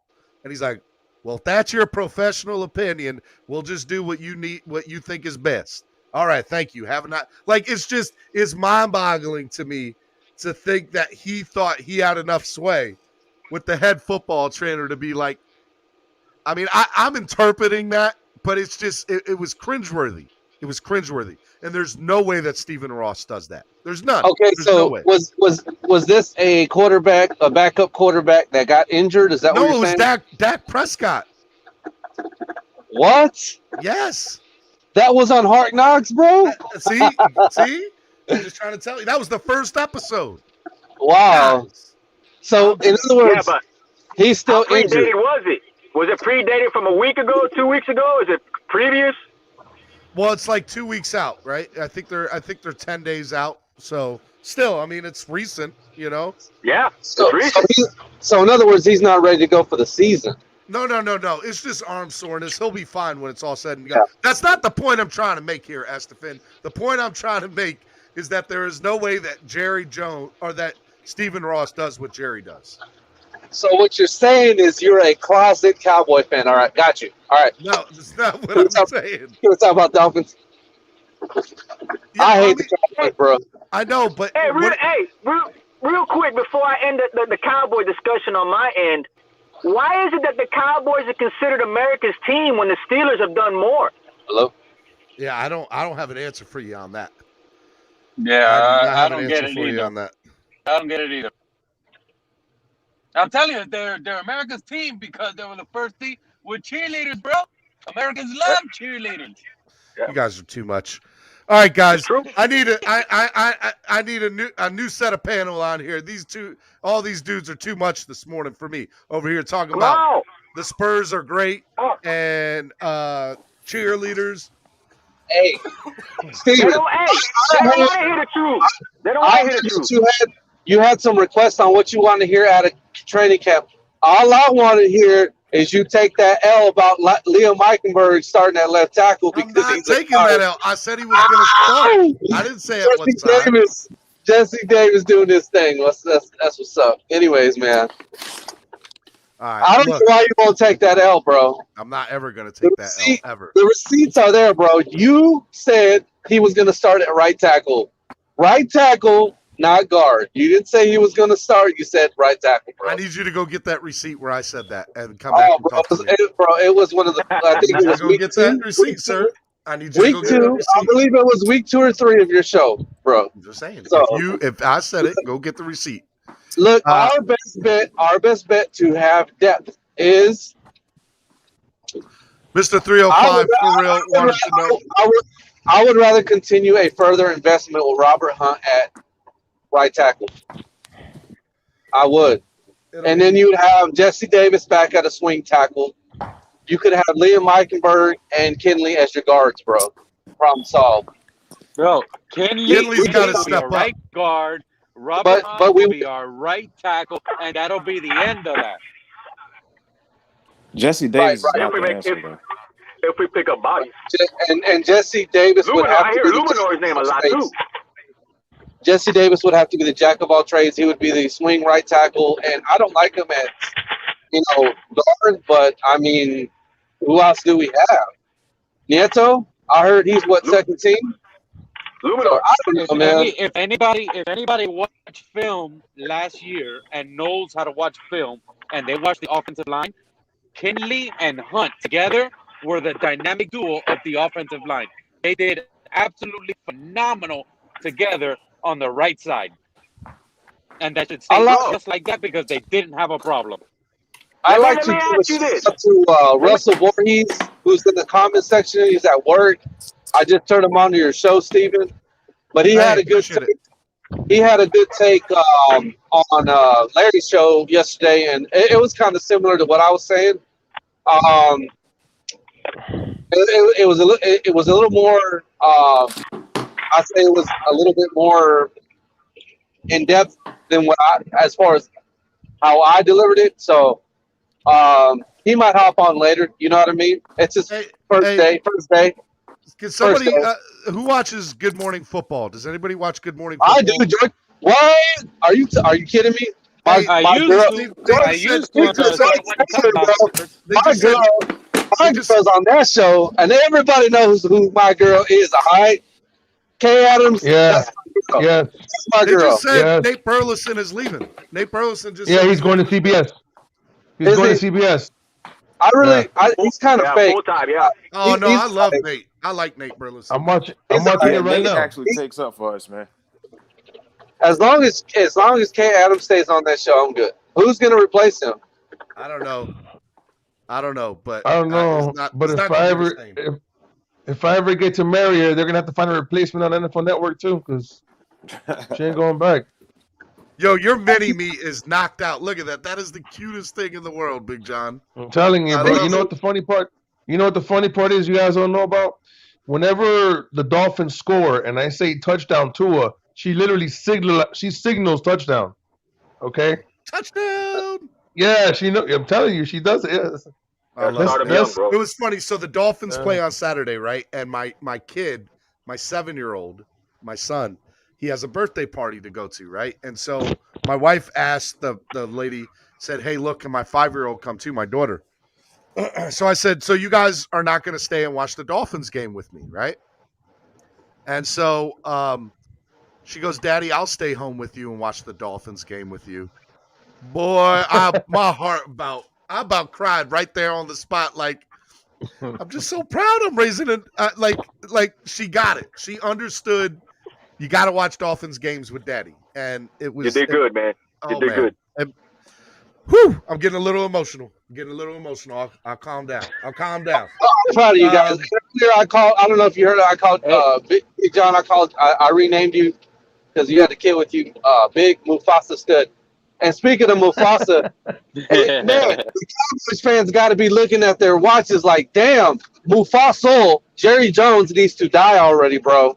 Like, yo, I will tell you, he was looking rough. He was bro. Looking he so looks rough. like that skeleton from Tales of the Crypt. cross with like Skeletor from the old He-Man movie. You know what I mean? Like Estefan he's said turning into Jerry Jones looked like Tales from the Crypt. Oh my God, that's great. That's awesome. Bro, how is he still alive, man? He look, dude. If you put a black hood on him, he's Palpatine from Star Wars, bro. Oh But my after he got God. all electrocuted and turned into like Jack face, yeah, man. I don't know, man. Timothy said, "Shout out inflicting the pain of dolphin fandom on our children." I've always said it. I have always made the joke that people should call what is it, child whatever, because it's definitely child abuse making my kid a child Dolphins fan. services. Yeah. Child services. Definitely DCF. making my kid a Dolphins fan might be considered child abuse in some places because Well, hey, man, it's if rough. Tua It's comes so along, rough. it's not going to be. So, Oh boy, hey, let me tell you, when Tua made his debut against the Jets, right? He came in at the end of the Jets game. I called both of my kids up out of bed, right? Because I think that was that a night game or an evening game? Yeah, it was a night game. Which one? It was the Jets game. That Jets game that he made his debut. Yeah, it was. Yeah, it was a 4:25. Yeah. So my kids go to sleep early, right? Because if they stay up late, they don't get up early, and it's not a good thing. Trey Burton says, "Drop the link for the membership." Got it. I got you on that, my guy. I believe it's. Hey, welcome. Let's see here. Here we go. Yeah, for like, do you just roll around Miami smoking dope or what, bro? I'm just playing. He's always got that e-cigarette or something. No, man. what I was saying was real quick, Estefan, is I woke my kids out of bed like they were asleep. I woke them out of bed. I said, everybody needs to get up and come look at this now. This is history being made. Tua's starting. My kids are going to see the time he makes his and yes, I woke my kids out of sleep for Tua to throw 2 passes in that game. I sure did. My wife thought I was crazy. Did he score a touchdown in that game? Good job, Steve. No, I don't think he did. No. What a shame. No. Hey, I just want to say that I'm going to be getting up out of here. For 2 throws, I woke my everybody kids has a up blessed day. for that. I hope everybody stays safe. Hey, guys, go check out And, Miami Football I'll Talks. see everybody later. Yeah, go check out Miami Football Talk stream tonight. He's having his first ever stream on his podcast, on his YouTube. So make sure what time does that start? He might have to call me for me to get on that shit. 7 o'clock. All right, Miami Football Talk. Be good. All right, guys. Hey, you guys be safe. Later, homie. You know what? When he didn't show himself on the camera, I thought he was Batman for a while. He sounds like, I don't know if you've ever heard Batman talk, man. I am Batman. I am Batman.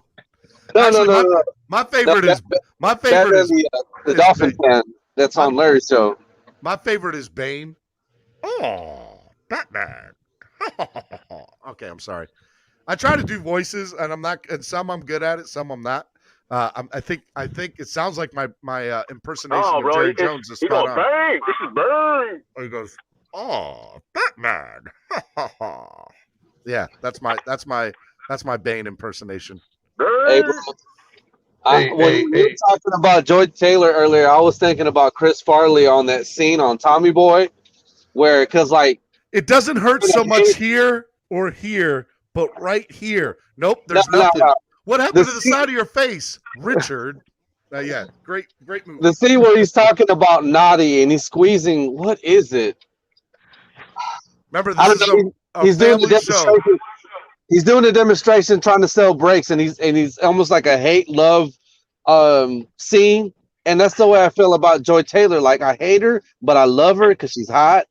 But I hate her takes, bro. You know what I mean? I think not for nothing, Steven. Her takes suck, Steven. They really do. You want to know why people think that? Because she's on Colin Cowherd's show. No. Hold on. Her take, before my phone dies, her takes don't suck because she's on Colin Cowherd's show. Her takes suck because they suck. Okay? No. She makes comments about she makes comment. You know what? You're biased. I'm going to defend Joy. I'm going to defend Joy Taylor, okay? Well, you die on the hill, Steven, because her takes suck. No, they with don't. A capital S. No, they don't. Joy, I will defend you, Joy. I will defend you. Finsanity, what's up, Finsanity? Get up here, Finsanity. If you got, that girl said, wow. Esteban. That's the homie right there, Finsanity. I put the link in the chat, Finsanity. Get up here. What's up, D1 Chosen? Hey, what's up, Steven? What's up, everybody? Y'all can hear me clearly? We can hear you clearly. How are you, my brother? I'm good at work. Enjoying y'all conversation. I agree with dude. Joy has shitty take. Thank you, bro. Appreciate it. No, come on. Hey, man, you're not gonna win this But one, can bro. we? All right. Can we take Andrevius, out? thank you for the $5 donation. He says Joy Taylor doesn't have takes. She literally agrees with 95% of what Coward says.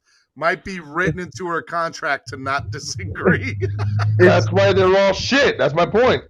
Are we blinded by the fact that Watch she's a your Dolphin language. great sister? Sorry. Are we blinded by the fact that she's a Dolphins great little sister? Is that what it is? I Oh, think we're not everybody blinded. forgets Everybody that.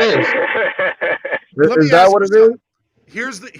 Here's a reality. If people hold on, I think somebody's in the back room. If Finsanity's in the back room, what's up, Finsanity? Hey, can you guys hear me? We can hear Absolutely. you, Finsanity. Loud and clear. Hey, don't take my line. Insanity. Go ahead, Finsanity. The floor is yours. Hello. So why do you guys think her takes suck? Thank you, Finsanity. Thank you for backing me up. For once. No, Go ahead, no, Finsanity. I can say something. Just say explain what takes you're talking about specifically. Oh my God! Because you her have to takes, go- I'm not even talking about Dolphin stuff, but her So, take. Steven, can you find the quote that she said about Tua originally? Yeah, well, I'll look for it. Here's the thing. She has defended Tua, but she has agreed with Colin that he has not popped. So what's wrong with that take? Did he pop for us last year? Finn, then you're completely missing the whole point. You're completely missing. We don't care about her criticism. Everybody can be criticized, especially when you're a player. But when you're giving other people the pass, that the same player that you're not giving a pass to, coming off the same type of situation, it's hypocrisy. Either it's hypocrisy or. So who what has was she given it about? Joe Burrow? Was it about She's Joe giving Burrow? the pass to Joe Burrow. She basically gave the pass to Joe Burrow that said, hey, look, if he has an injury, we need to give him time to recover before we make an assessment on him. But she didn't do the same. But she didn't do the same thing for Tua. That's the only thing that people are going at Joy for. We don't care about her criticism and her take on Tua. Okay, that's your job. You're a sports So analyst. that's two examples. That's two Well, examples, maybe that's right? because Deshaun Watson wants to go to Miami and not Cincinnati, Oh bro. my God, we're not having this conversation, Estefan. I'm just saying, homie. It's what it is, man. It's dead, bro. No.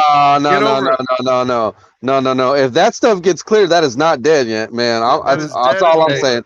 If it got cleared tomorrow, bro, and Tua's not being not consistent, and Tua, look, I want Tua to work out. All he has to be is consistent, bro, and Tua will work out. But I don't know if we're at that point yet because we're in training camp, practices. We haven't done a preseason game. All he's got to do is be consistent. That's it. That's the thing.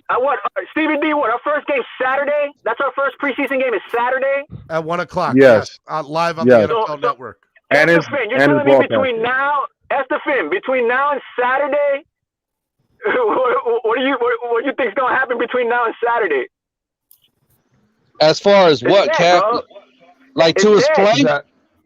Yeah, no. He's asking you. Focus on your squad. Focus on our squad. Everything, all that back Oh end. yeah. No. I'll focus on the squad. But if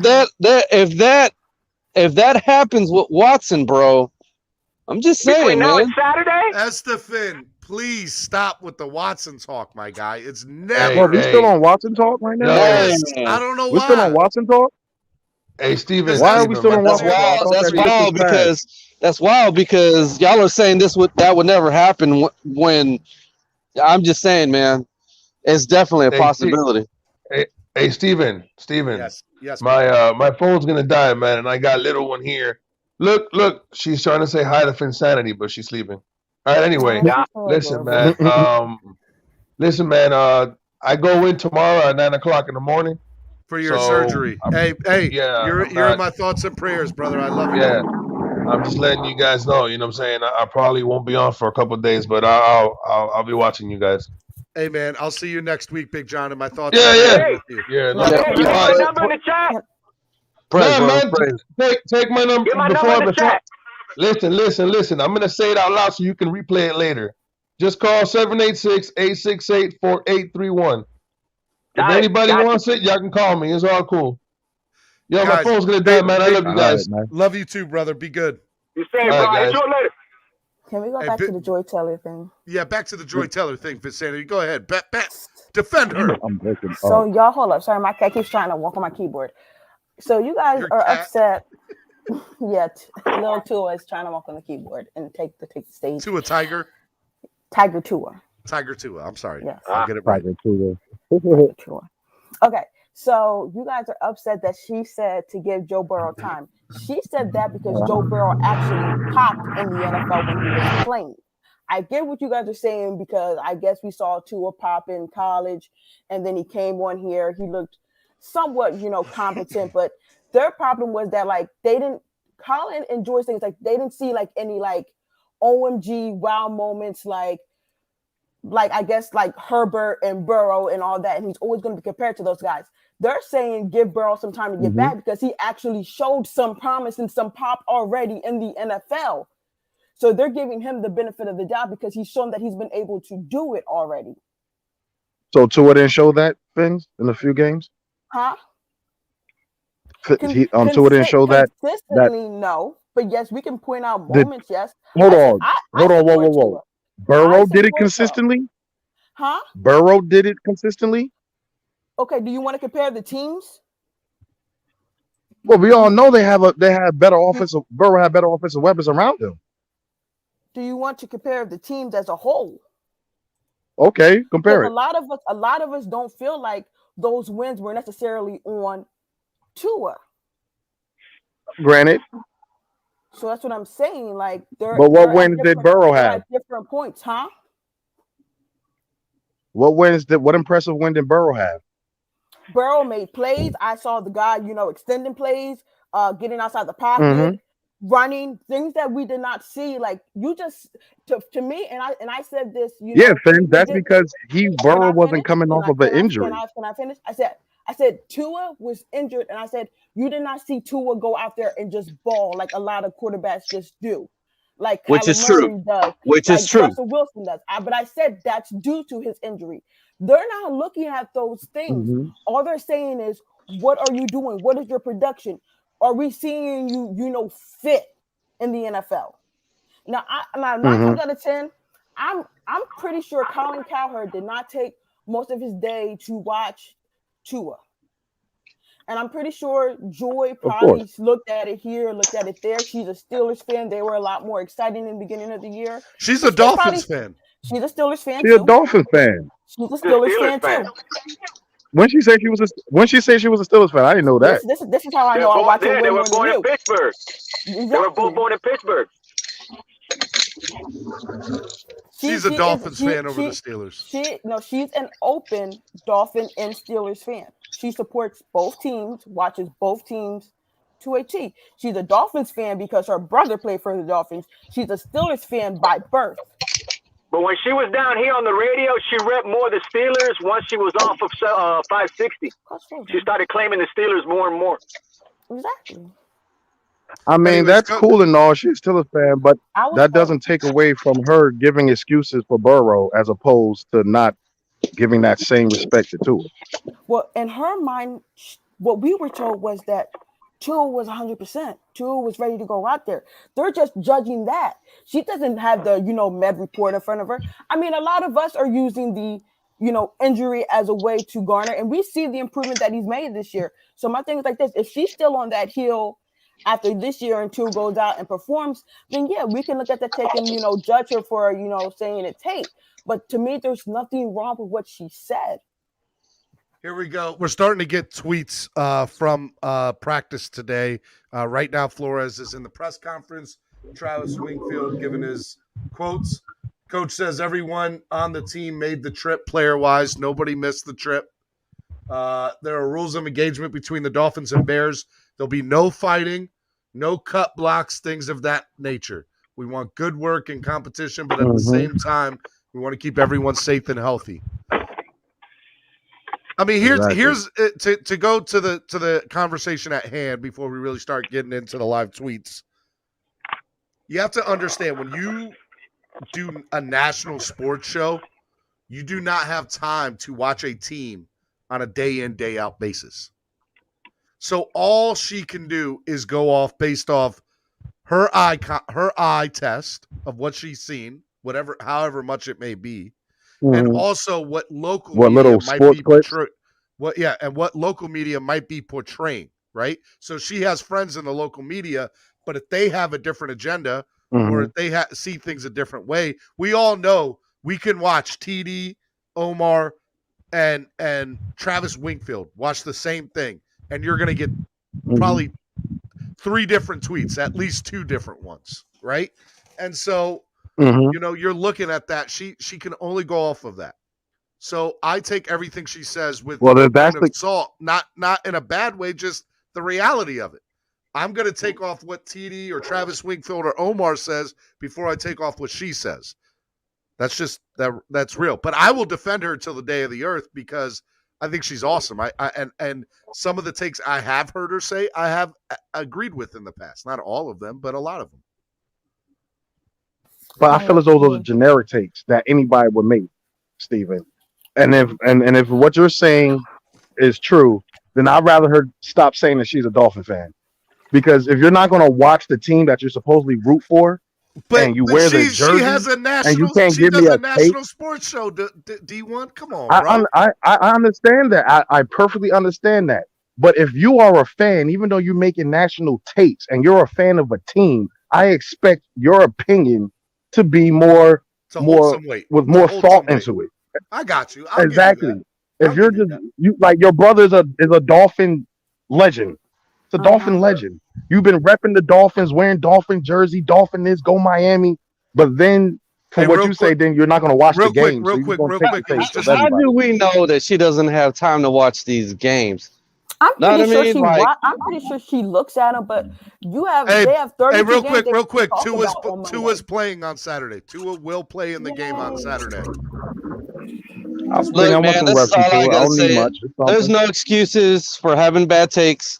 If you haven't watched the game, then you should not give an opinion. And that's what any sport, bro. Steven, you like MMA, right?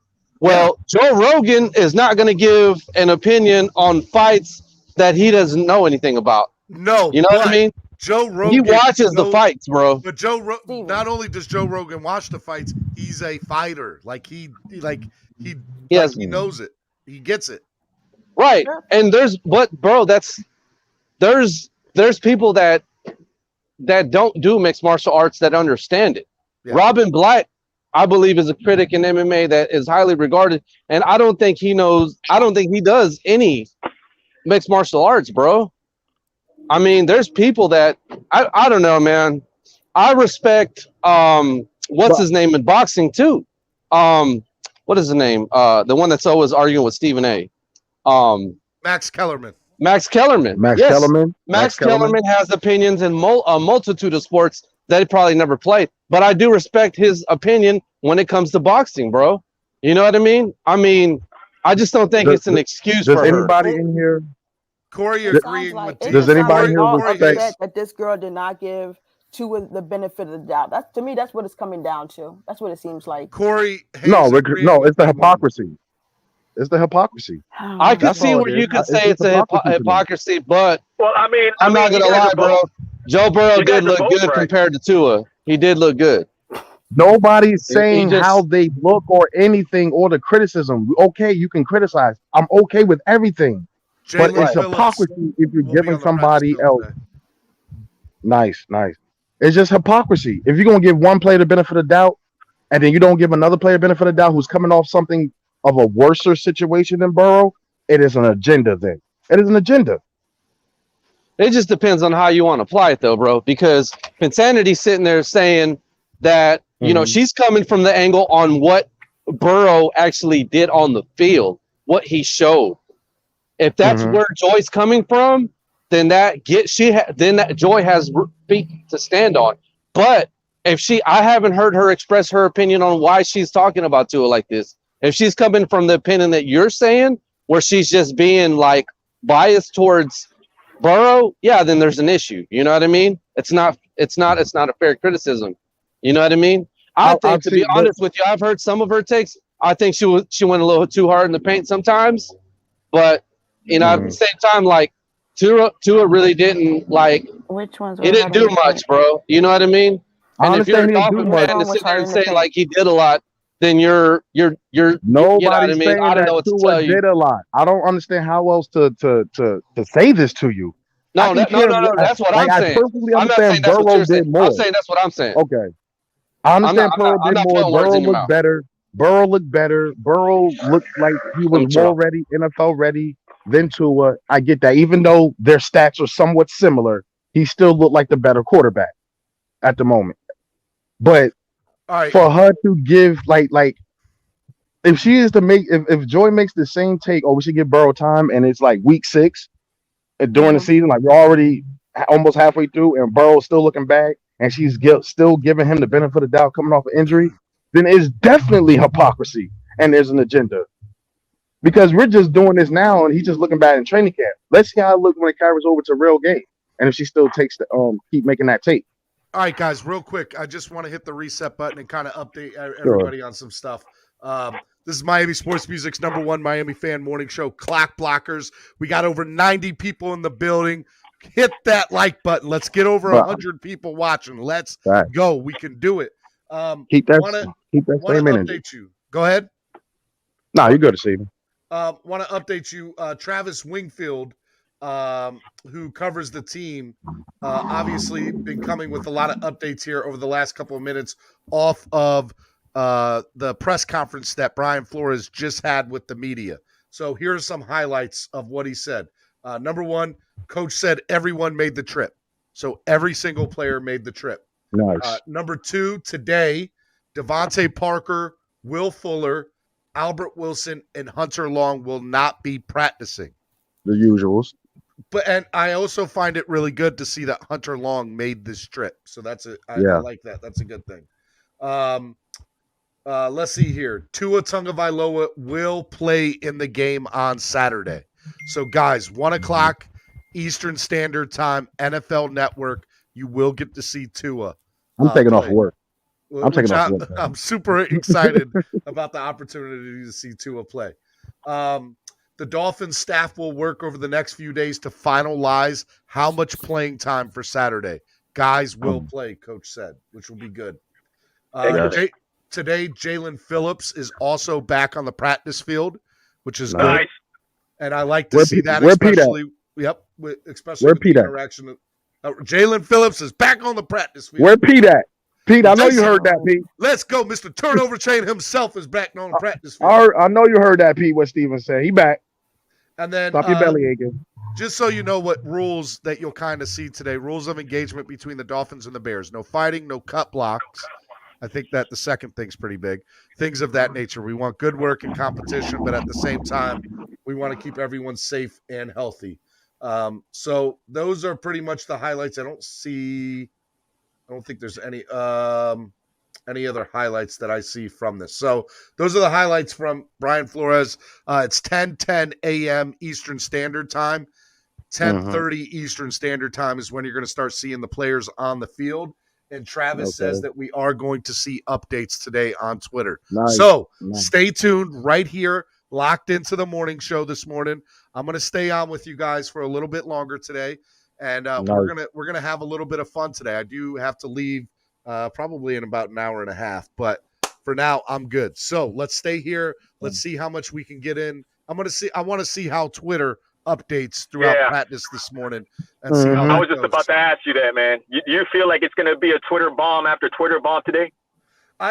They said no originally, but Travis is saying that expect updates. So I'm excited about that. That's as Dolphins fans, we've been spoiled with these practice updates. Exactly. We've been allowed fans and stuff. A lot of teams, just like yesterday, the Giants today is the first time they're gonna allow fans in training camp. the first day, as opposed to us. We've had fans every day of training camp. Yep. In 2 weeks, yeah. So we've been spoiled. Trey Burton, the new member of the channel. Welcome, Trey. So glad you're with us. Said 2 series apiece for the offense and defense. Is that what you're predicting, or is that what was said? I'd be interested to know. I believe it. Goat Villa says no clock blocks. I like it. Let's see here. All right, so guys, just out of curiosity, let's kind of dissect this this press conference. What are some of the things that stuck out for you? Finsanity, I'll go with you first. What did you like what you heard from Flores this morning from that press conference, from the highlights there? From the highlights, can you put them back up? Sorry, I was feeding Tua. I was feeding Tua. Mm-hmm. What, have you got a cat named Tua? She's got a cat named Tua, yeah. There we go. Number one Tua here. Like, I don't get why people don't believe. So you didn't give him his You fed Tua tuna. So are you gonna give him the full name? What? His whole name? You call him his whole name? No, his name is Tiger Tua. Oh, Tiger Tua. Oh, did she tell you her dog's name? D-Dub4? D-Dub4? You didn't tell him about D-Dub4? D-Dub4. Who? I don't have a dog. Don't listen to Esteban. Okay. D-Dub4, man. You know what I mean? All right, guys, what are your thoughts on this? Like, are there any things that stuck out for you I find in this it press interesting conference? that every start. Can you go back to the people that's out? Yeah, so Devontae Parker, Will Fuller, Albert Wilson, and Hunter Long will Yeah, not be practicing I love today. how every single starting receiver's out. So he's gonna be up against it. Uh-huh. Well, I mean, I like to see if he ends up putting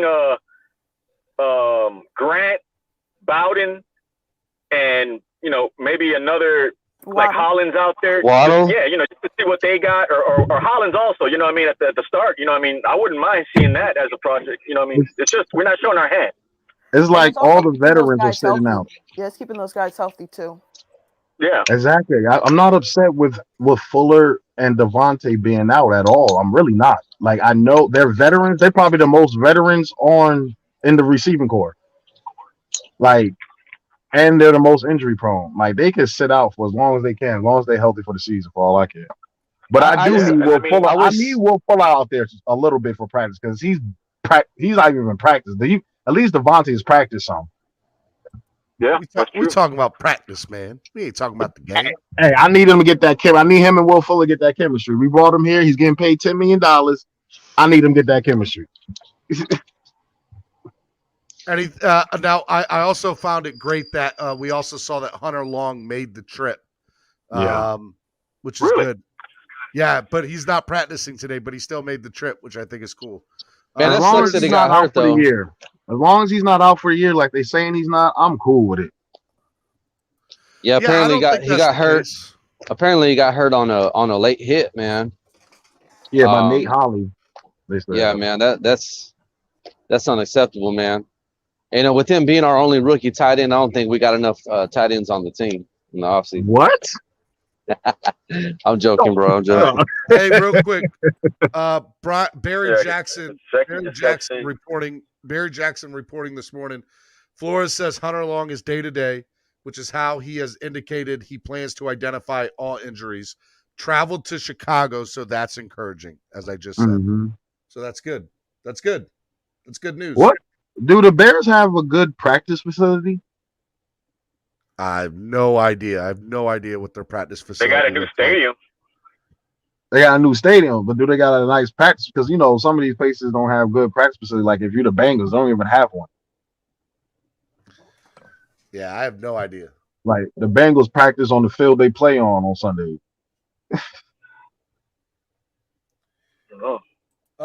So Omar Kelly just stated there will be live tweeting from joint practice between the Dolphins and the Bears. It's about to go down. Guys, we are 15 minutes away. Guys, we have over 100 people watching right now. Share this. Let's go. Come on. Let's go. I know y'all want this, man. Let's go. Miami Sports Music Podcast Network growing live right before your eyes. Gotta take it to the sky. I don't know other way but to die. I'm not Ain't no Solo D. job. I'm gonna So stop. you Keep doing making it random bars rhyme. like TD now? You Keep doing making random it bars like TD rhyme. now? I am Well, not TD and I am not Solo D. So I will stop right now. I remember TD hit me up when he first discovered my channel like 5 years ago. He wanted to get on a rap song with me because I was doing the music and shit. His music and stuff. So. Then I see him put out like a song a couple of months back. Hey, Had me dude, dying. I got the full song. I'm not So allowed you to got- release it until we get 500 new subscriptions. I got my new okay. song with Solo D and TD. Oh, nice. What? Yep, Nice. I got it. Wait, I got nah. the whole You song can't. too. You can't do that. I You got might it. as well hold that to I like. got it. when I'm you- holding it. Hey, look. If the boss says to hold it, I say hold it. I'm just saying. I listen. That's what's up. Hold it, bro. Guys, 61 likes, 100 people watching. Hit that like button. What are we doing? I don't think D1 cares to hear the song. Is what I'm getting. Why? I don't know, bro. You bro. didn't sound like a fan, bro. I'm just Bro, playing. I make Miami Dolphins trash talking music. I enjoy everybody's music Oh, okay, when it's okay. about my all Dolphins. Solo D is the reason why I started doing Miami Dolphins music 6 years ago. Tevin Jenkins, the Bears' second round pick, penciled in at left tackle, is not practicing today versus the Dolphins. That sucks. What? I want to see us face the best people. So What time's the scrimmage? Huh? I don't think it's scrimmage. It's just a joint practice. Ain't it? It's just joint practicing, but Yeah. they're still they're hitting each other and all that. Man, I wish we would have drafted Jenkins. Oh, But that's all right. We got Eichenberg. That's all right. Paid a little bit too much for him, but we got him. I'm sitting here going through Dolphins Twitter right now. It's starting to look like things are heating up on Dolphins Twitter. Stay live right here for all the updates this morning. Guys, what are you excited to see this morning? Talk. What are you guys excited to see this morning? The competition between both teams. I just want them to both be out there, be healthy. I don't know if excited to see, but I just want to see. I want to see that the offensive line has some kind of chemistry. That's what I want to see. As excited to see, probably Tua. I'll be excited. Bears head coach Matt Nagy raves about Xavier Howard. Mooney and our receivers are going to have a great challenge. I like that. True that. I want to see how the O-line. No lies told there. I want to see how the O-line blocks Khalil Mack. Yeah. I just want to see like who is he going up against, and so on and so forth, just so we can gauge a little bit what this O-line is. Woo! I bet you they wish they would have drafted Panay. We know who we going against. I bet you wish. I bet you they wish they would have got Panay in this practice. Who are right tackle? Come with it. It's not Jesse Davis. It's trial by fire. Hey, who was damn? Y'all remember when we played the Bears during the regular season, maybe 2 years ago, 3 years ago, or something like that, and we kicked their butts. I think Brock Osweiler was the quarterback, and Khalil Mack had 0 pressure, 0 sacks, or whatever. You're talking about the Albert Wilson game. Yeah. Oh, you're talking about when Adam Gase was the head coach. Yeah, like when we I didn't want to rip that Band-Aid off. I was just talking about the game. Right? I know. I was talking about the game. Pull it off. And how we faced Khalil Mack and he did nothing versus. I'm trying to remember who was our right tackle that game. It was Jones, no? I mean, Jawan James. How many years has Jawan been going? Jawan's been going like what, 2-3 years? So it's been like 3 years, right? Yeah, because he was injured like 2 of them, and then he only played part of 1, I think. Are we calling that pick? Is that Jawan James pick? Now 4 years later, 5 years later, was it a good pick? Well, he's out for the season with Denver. Well, that's Denver. I mean, but still, when he's healthy, which is very few times he's healthy. I want to say since he played with Denver, I want to say he's only played like less than 16 games. He has. He barely played 2 seasons with them. Yeah. I don't even think he's played a full season with them. Wanted all that damn money. NorCal. So NorCal. Wait, I'm trying to think. Was that the one when? Oh man, was that the one when Kenyon almost fumbled the game away? Because NorCal said we won by a field goal, and if that's that game, then that's when Kenyon fumbled, and then they missed the field goal, and then we came back down, and of course the man, the myth, the legend, might have Delay, been. It might have been. It might have did been that.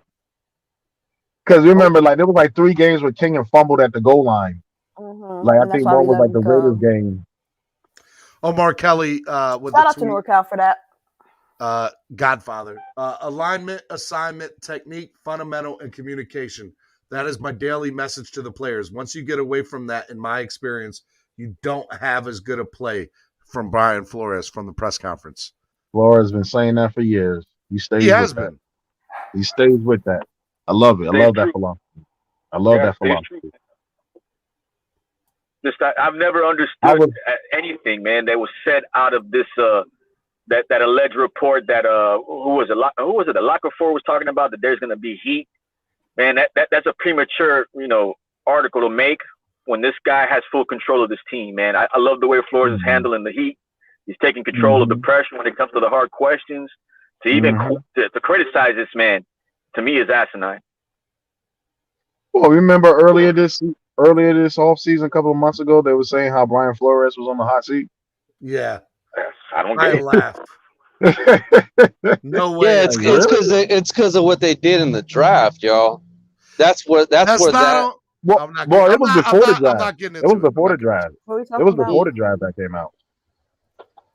No. Yeah, but well, I mean, that's where that stems from. Is what's been done in the draft. That's where that stems from. I'll give it to him for the most part. The defensive side of the ball, besides Icky, everything's panned out. But it's that offensive side of the ball, man. That's where we had to improve. Like that's where, as much as I love Flores, that's his Achilles heel right now. He has to, and he says it in press conferences when they tell him, you're a defensive-minded coach, and he's like, no, I'm a head coach. I'm a head coach. You got to prove that you're an all-around head coach. As much as I love Flores, they got to get it going on that side of the ball. Hey guys, so obviously on Dolphins Twitter, when I look for Dolphins Twitter, I try to find him like hashtag Dolphins Twitter, whatever. And there's a lot of people that obviously follow Miami sports music, and we try to do the best to follow people back. So somebody wrote, I thought it was an interesting take, and I just want to get your guys' thoughts on it. Being an out-of-state Dolphins fan, I have to admit that I've always thought y'all's belief that the national media just wants Miami to fail was some weird hometown pride type, what. But lately, I'm starting to think y'all are onto something. The disproportionate criticism is mad weird. Like, what are your thoughts of that? I've always felt like that. I live in New Jersey. I live in New Jersey all my life.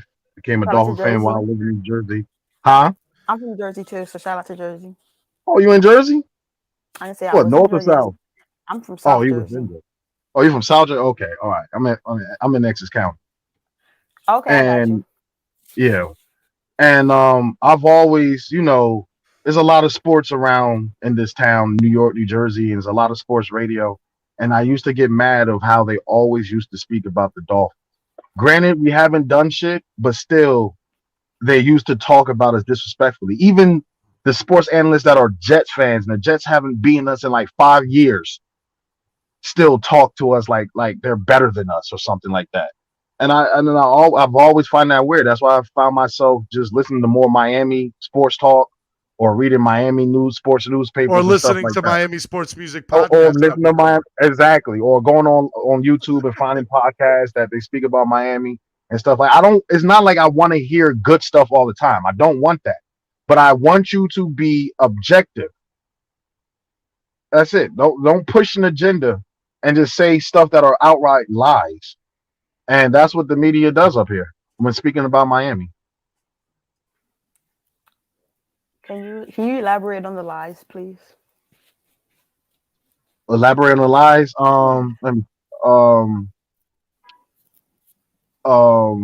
I think I heard somebody say, Tua was benched 3 times. Like one of the, like on the ESPN New York up here, they was like, well, how many times Tua was benched? 3 times, blah blah blah. I'm like, bro, not okay. Now you're just being an a-hole. Now How you're many times was he exaggerating. benched? Now you're exaggerating stuff. How many times was he benched? Twice. Okay, so three's an exaggeration. Yes, it is. Because he's only yes, it is. Why is it an exaggeration? Because the man's only started 9 games. I mean, But it goes, like but you're it, getting, You know but what? I'm You know, sorry, you you're know what getting it is. to paid. help You're getting D1's point of paid. view, to help D1's point of view on this, it goes exactly to what they were saying about Joy Taylor. If you're going to have a national take on something, you need to be accurate. You need to be fair in your assessment and accurate because people listen to you. And so that's how, like, granted, 2 and 3 is look, mistakes happen. She just put me on the spot. That's just one that I remember. But there's multiple ones I've heard him say, like, no, that's not right. That's an outright lie. Like, no. Like I see how Miami's been portrayed in the media. It's like they still hate us from like the Marino years or something. What? You know, y'all people gonna hate me for this, but as an avid, how can I say this? As an avid Sunday ticket buyer, and you know, watching my dad foot that bill for years. Now I'm footing the bill for both of us because I guess it's now my dues to do it. Y'all, I get that they're harsh on us. I don't think it's hate. Because my thing is like this. We've been at the threshold so many times consistently. We've put in good games together. I've seen Peter Schrager go out on a limb for us in the beginning of a season and saying the Dolphins have a chance to win this division. If the Dolphins put such and such together, you know, they could, you know, contend against the Patriots. It's the fact that a lot of people, if you're getting paid to make a take, you don't want to sound like an idiot when people start coming for receipts. Believe me, I have Master at Work come for my receipts all the time. So why would they push a narrative that we believe for our comfort when more than likely 9 times out of 10, when it gets to that moment to get over the threshold to get into the playoffs, what are we going to do? What do we expect? And they're like on a broad span. They're not getting paid. I mean, yes, they have like, you know, key points that they want each and every, you know, show to, you know, push, but most of the time they don't even talk about us.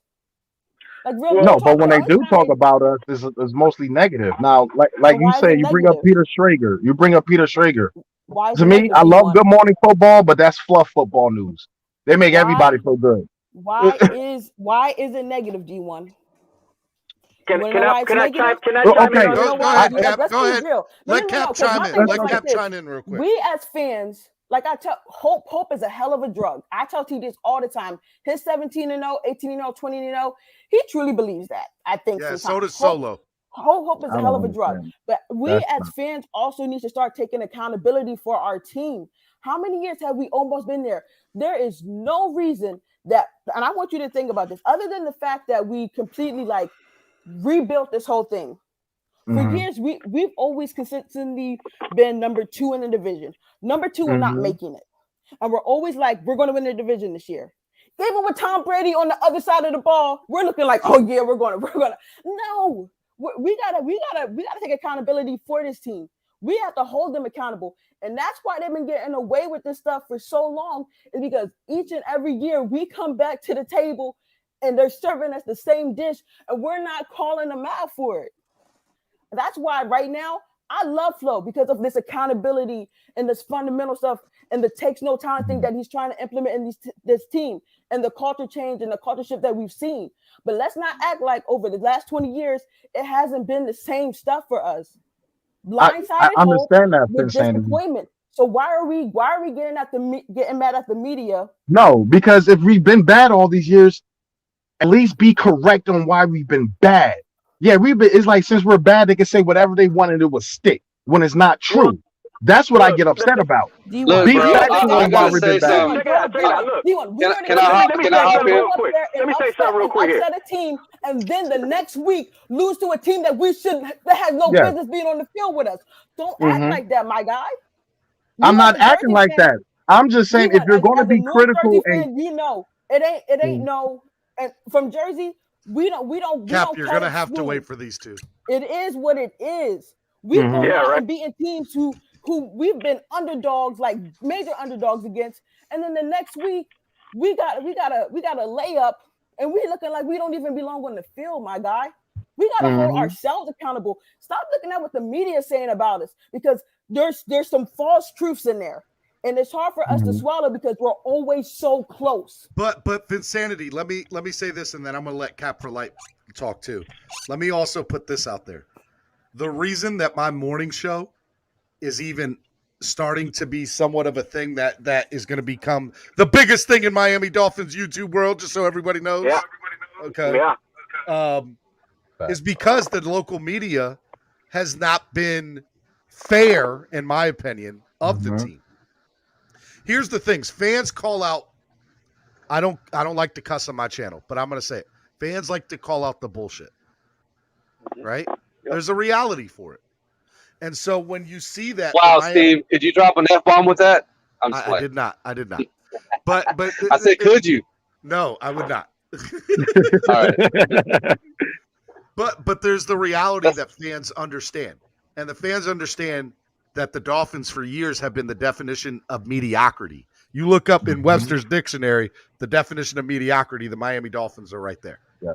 And so when that happens, when the Dolphins do good, when Xavier Howard is up for Defensive Player of the Year, when Richmond Webb and Zach Thomas should be in the Hall of Fame already, and you don't see the local media vying for them to be in it, that pisses me off. Exactly.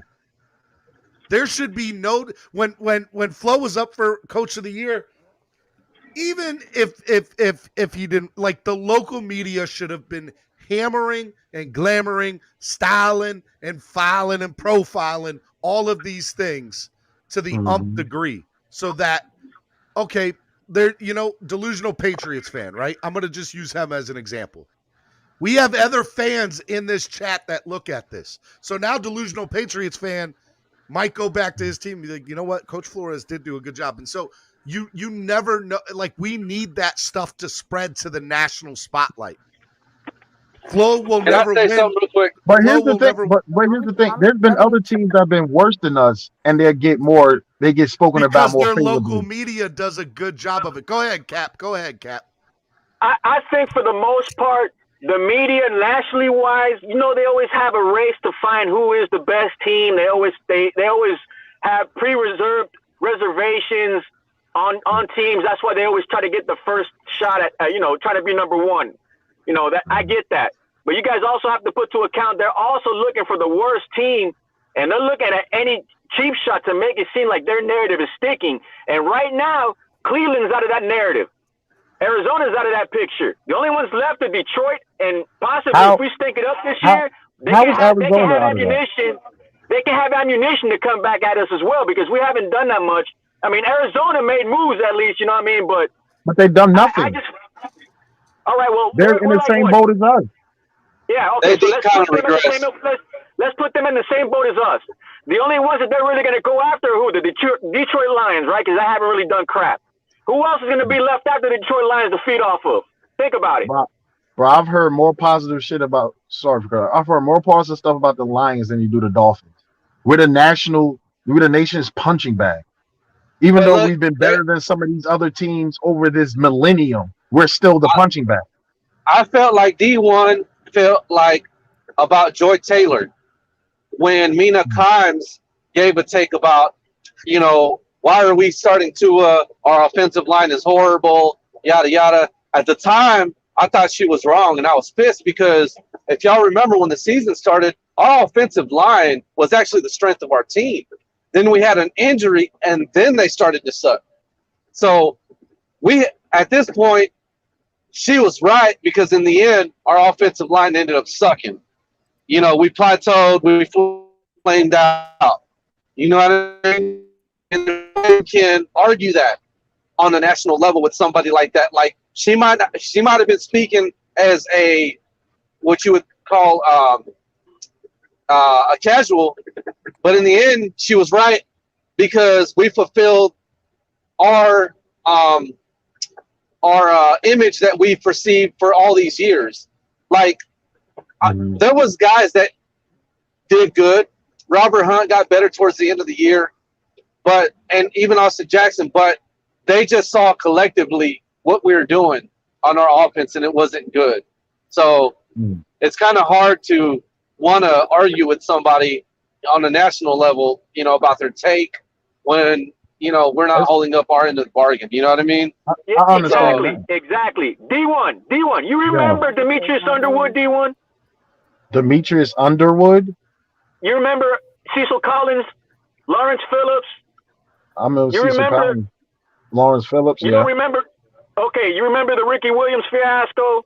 Mm-hmm. The Vontae Best fiasco? Mm-hmm. Do I need to keep going on? Deion Jordan, do I need to keep going on? No, you don't have to keep on going on. This past offseason, Incognito, thank you. Yeah, the whole Bullygate and Jonathan Martin stuff. I perfectly understand that. We have been nothing to That's talk about.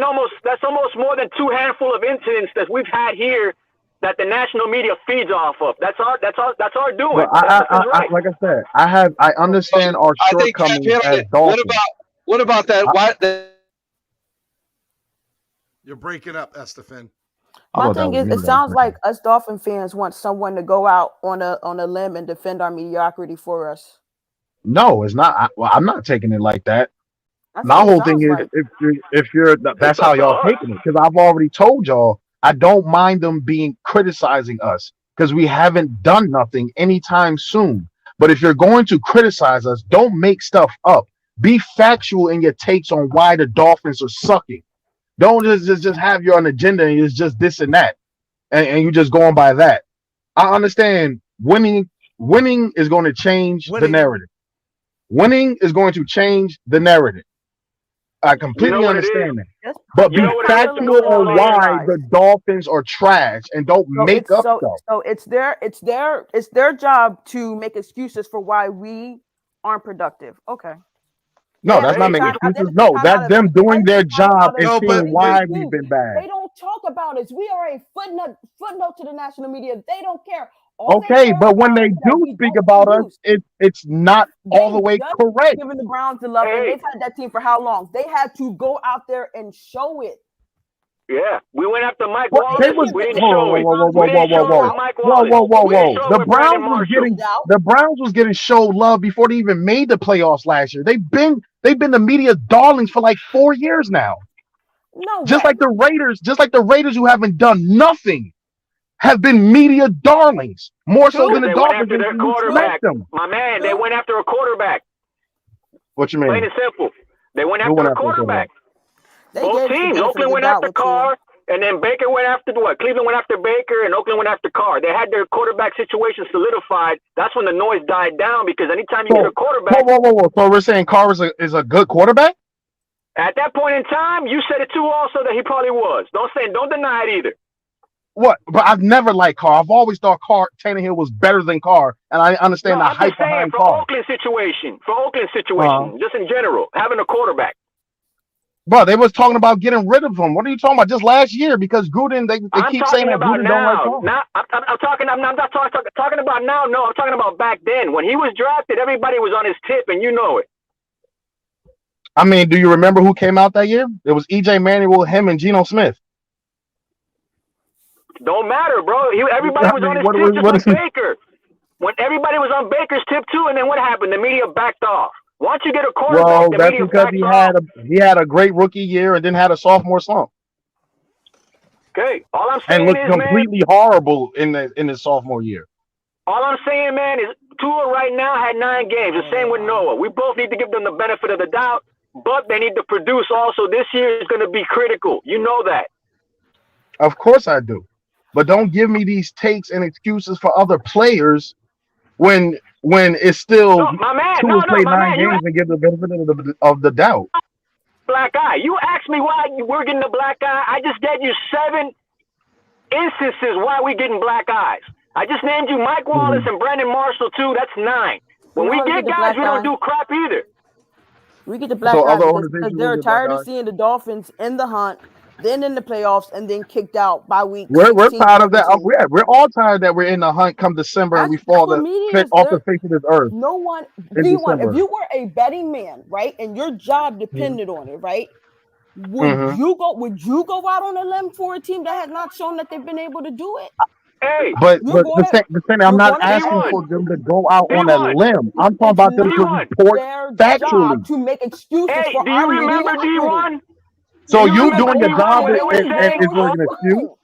Huh? So you doing your job correctly is an excuse? No matter They're if the team is covering bad, give the correct 32 reasons teams. why They we're bad. only care about the top 14. Mm-hmm. And it used to be the top 12. But now they Mhm. care about the top 14. Either you're in or you're not. And other than that, they Mhm. don't care. Now, if a team that's supposed to make it misses it, they will cover that and make up every excuse. But as for the Dolphins, we do not get any benefit of the doubt. We do not get any, extra research, extra time, or all that. Like, no lie, when I used to watch NFL Live and they talk about all 32 teams, it was literally like 15 to 20 seconds, like they just mention the Dolphins Dolphins fans. and then just move on. Yes. Because Yep. there's nothing exciting about us.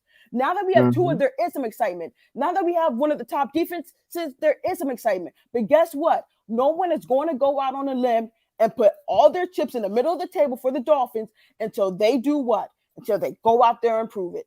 And that's just how it is in this world. From my Because boy guess what? David. If David, not, someone's going to be looking at them like, hey, remember when you said this, yada, yada, yada. They be coming for each other's necks. No lie. checking Oh. out some Miami Dolphins Twitter right now, live practice feed. Yeah, what's on? David Fornes checking out some pre-practice walkthrough formations for the Dolphins. Same O-line, McCourty back to safety, and X and Jones on the corners. Phillips back with the top defensive unit for the Dolphins too. Shout out to Pete. So, Fitz, what about the times when we win, but yet they don't give the Dolphins credit? They just say that the team did this wrong and this like that. And then what happens when we Hey, come back? let me make you a prime example. To a team that we should have beat. Hey, go ahead, Cap. Go ahead, Cap. So if you're gonna bash us for a to team that we answer should that have beat, question, hey, D1, to answer your question, we win the division 2018, right?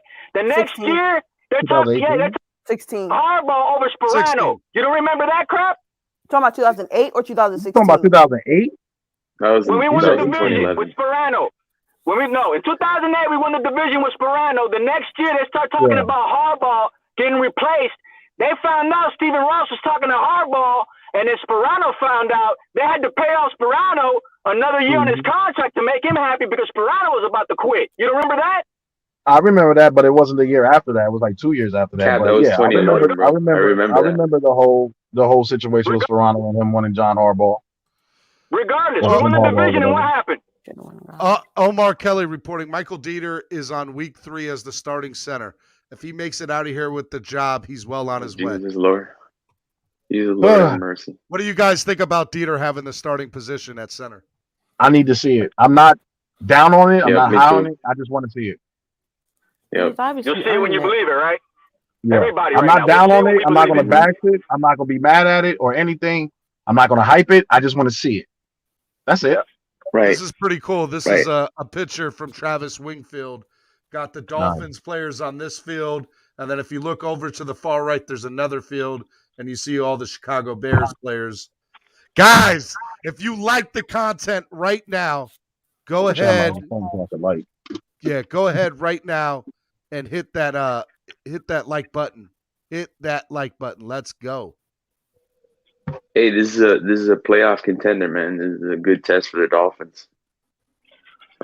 Chicago's a much more improved team. Yeah. Bears in the playoff contender. What's up? Let Irving in here, fellas. Sorry about that, Irving. I didn't introduce you. Hey, Irving. No, it's cool. What's Hey, up, Irv? Sandy, how you doing? What's up, Irv? What's up, D1? I'm good. Good morning, guys. Guys, we have 100 people. We have 100 people watching. 76 likes. Hit that like button. Let's go. Oh, by the way, Spurs are trash. So just to let you know. Just so you know. I see us defenders though. Oh, shout out to Larry in the chat. Hey, Larry. Larry, get up here, man. I know you ain't at the gym, bro. I know you looking outside the parking lot at the gym, just like me. Get your butt over here, bro. Larry's clanging and banging. He's flexing, bro. I love it. So, hey, what do you think today of a lot of these wide receivers sitting out or being limited? I like it. I mean, I don't, but I like it. I like it because it's the ones that are injury prone that are saying out. I like it. Omar Kelly saying Liam Eichenberg begins his second week as the starting left guard. Looks like it's his job to lose. I think that might be the perfect position for him now that I'm looking at it. Because if it is, then we shouldn't trade up for him. I know, but hey, what if you get an all-pro guard at that position? I don't care how much you know. I just think it's more of a diamond on the guard that was on Kenley or whoever supposed to play guard than it is on Eichenberg not being a right tackle. Yeah, it's actually a perfect fit for him because he's used to playing on that left side because he played left tackle at Notre Dame. So, and the guy lacks elite strength and power. He has good footwork, and he's decent athleticism. I think he's just a better fit for that left side of the offensive line, which is more finesse. So, and he's been playing really well. He's improved Austin Jackson. His play. They've been together. They've been passing off combo blocks very well in the run game and opening lanes on the left side. This is from Jason Lizer, who's the Chicago Sun beat writer for the Chicago Bears. These are the same teams. Both still hoping you love them for a Super Bowl they won before you were born. Last decade, Bears are 73-87 with 0 playoff wins. And the Miami Dolphins were 73-87 with 0 playoff wins. Same quarterback play, too. Dolphins are 22nd in passer rating, and the Bears are 23rd. Holy cow, these two teams are very, very similar over the last But in the last years. decade, the Bears have at least been to the playoffs like 4 times, though. Bro, they've been to the AFC. In 2010, they went to the NFC Championship, bro. Like, they said a decade. When was the last? They said decade. We're in 2001, my guy. Yeah, so he's going by 2011. 2011 on. Still. Hey, who said that? Who said that report? Huh? Who's the one that reported that? Jason Lizer from the Chicago Sun. He's a beat writer for the Bears. No, that's a crazy comparison. That's a crazy stat. But I know they've been to way more playoffs than we have, and in the last decade, because we've only been to what, 1? Yeah. So and by the way, I was at that game, negative 11 degrees at kickoff. Super. Oh, you was at that Pittsburgh game? I was at Solo and I and Ali and Ali's family. Shout out to Ali, the hype man for DWA. Love Ali. We all got into a car and we drove up to Pittsburgh. It was like a 6-hour drive or 5.5 hour drive from where I was living at in Baltimore. And so we went up and we didn't have tickets for the game, but we were like, we're going to go, we're going to try. So we get to Pittsburgh. The tailgate there was actually pretty nice. Like the Pittsburgh fans were super cool and super chillax. But I was scared. I'm like, there's no way we're going to get tickets for this playoff game at a decent price. And I quote, this is what the Steeler fans said. Guys, it's the first round of the playoffs. No Steeler fans care about the wild card game. You'll get tickets super cheap. And we got tickets 11 rows from the field in the end zone for $50 a pop. Wow. Like I couldn't believe it. But, you know, it's definitely, you know, it was a great time up until the game started. Because it was 21-0 after the first quarter. And I was like, well, this has been fun. This has been a lot of fun. I spent 100. Go ahead, Irving. No, I was just saying, go ahead, Finsanity. Nah, I remember you're talking about when we had beat Pittsburgh earlier that year and then we lost in the playoffs, correct? We lost in the playoffs. Yeah, Matt Moore, I want to say, started the game and Tyler Thigpen ended it. Yeah. At work, I had seen more terrible towels in my face than I had ever in life.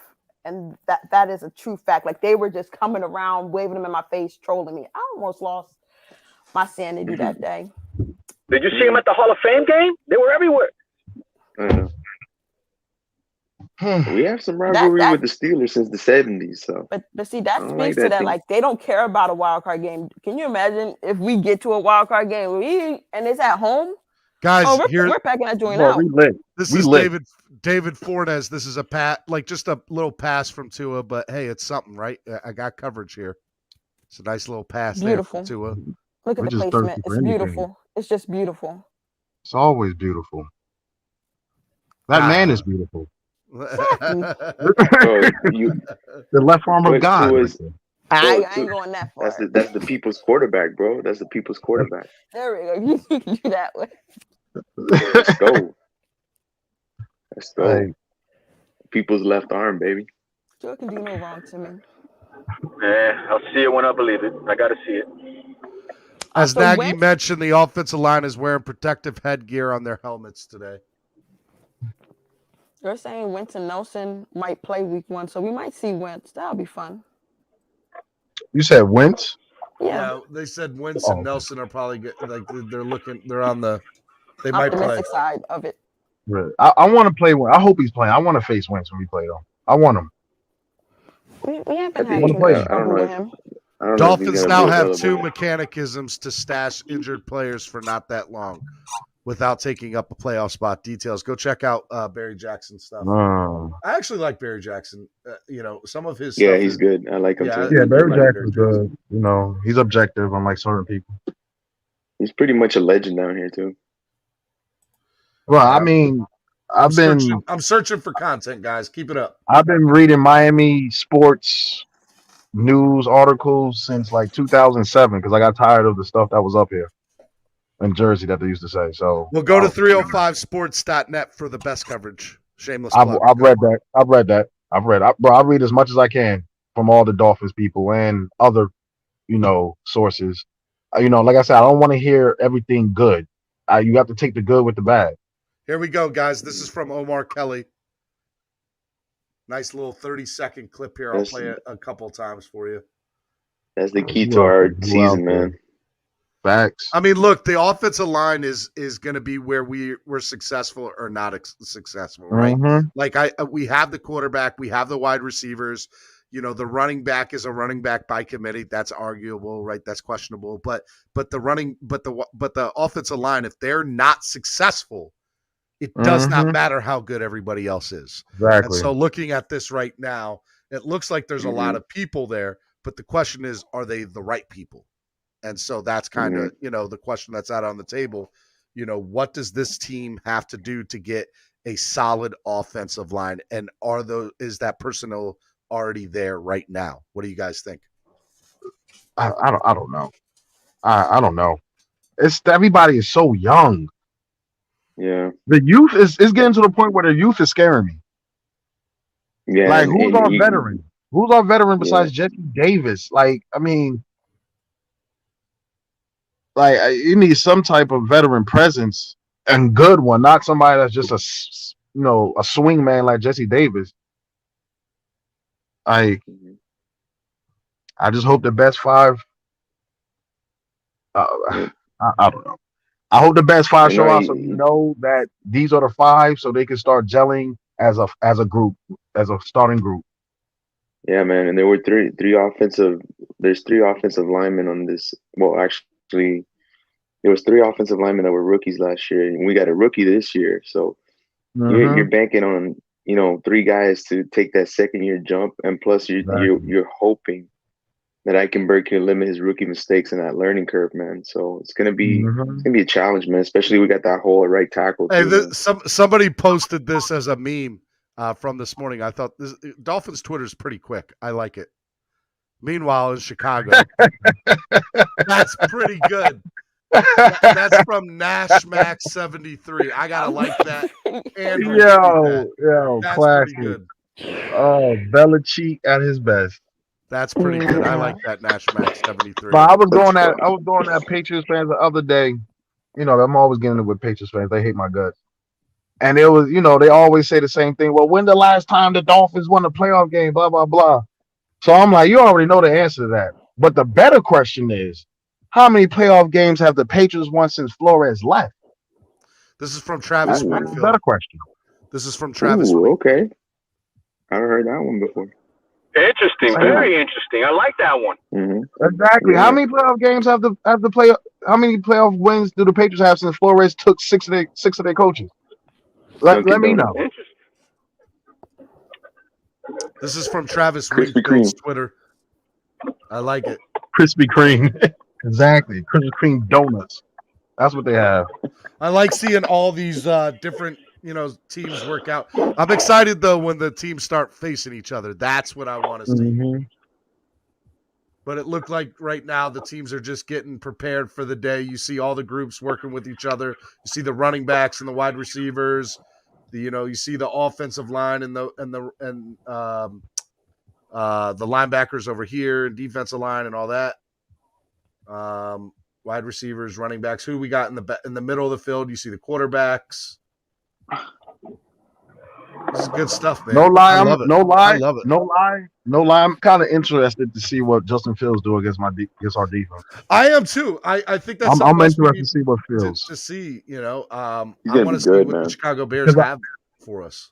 because I thought that the Jets should have got them. They stupid. They should have got Justin Fields. I don't understand why they didn't do that. But hey, the Jets going Jet. They picked the biggest boomer bust quarterback. I mean, if Zach Wilson is good, he's gonna be great. If not, he's gonna be horrible. I thought they would want a little bit more stability with the talent. I don't know. This is from David Fornes again. Shout out to David. Shout out to the beat writers. They're doing a great job this morning. They are. Good job, Boston. After scaring us like a couple hours ago, saying it won't be I know no that report. there was going to be nothing. Like, So like, guys, I'm like, if you what? guys like this right now, if you guys are loving this live update stuff, hit that like button, please. Miami Sports Music Podcast Network bringing you the best content for your Dolphins training camp for the next 2 days. Make sure you tell your friends. Hey, everybody on the stream, tell them they need to hit that like button and share it. Oh, you guys are real quiet. You guys are real quiet. Hit it, man. Hit it. Sorry, I'm watching the guys. I'm watching their level, their stance, their balance coming off. Sorry. Mm-hmm.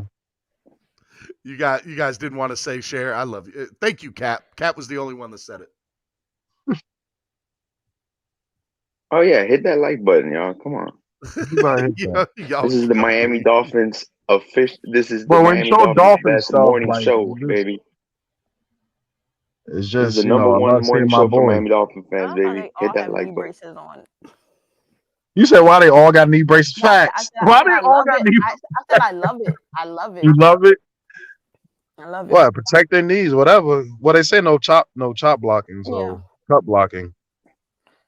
Whatever helps. I could care. Whatever is helping.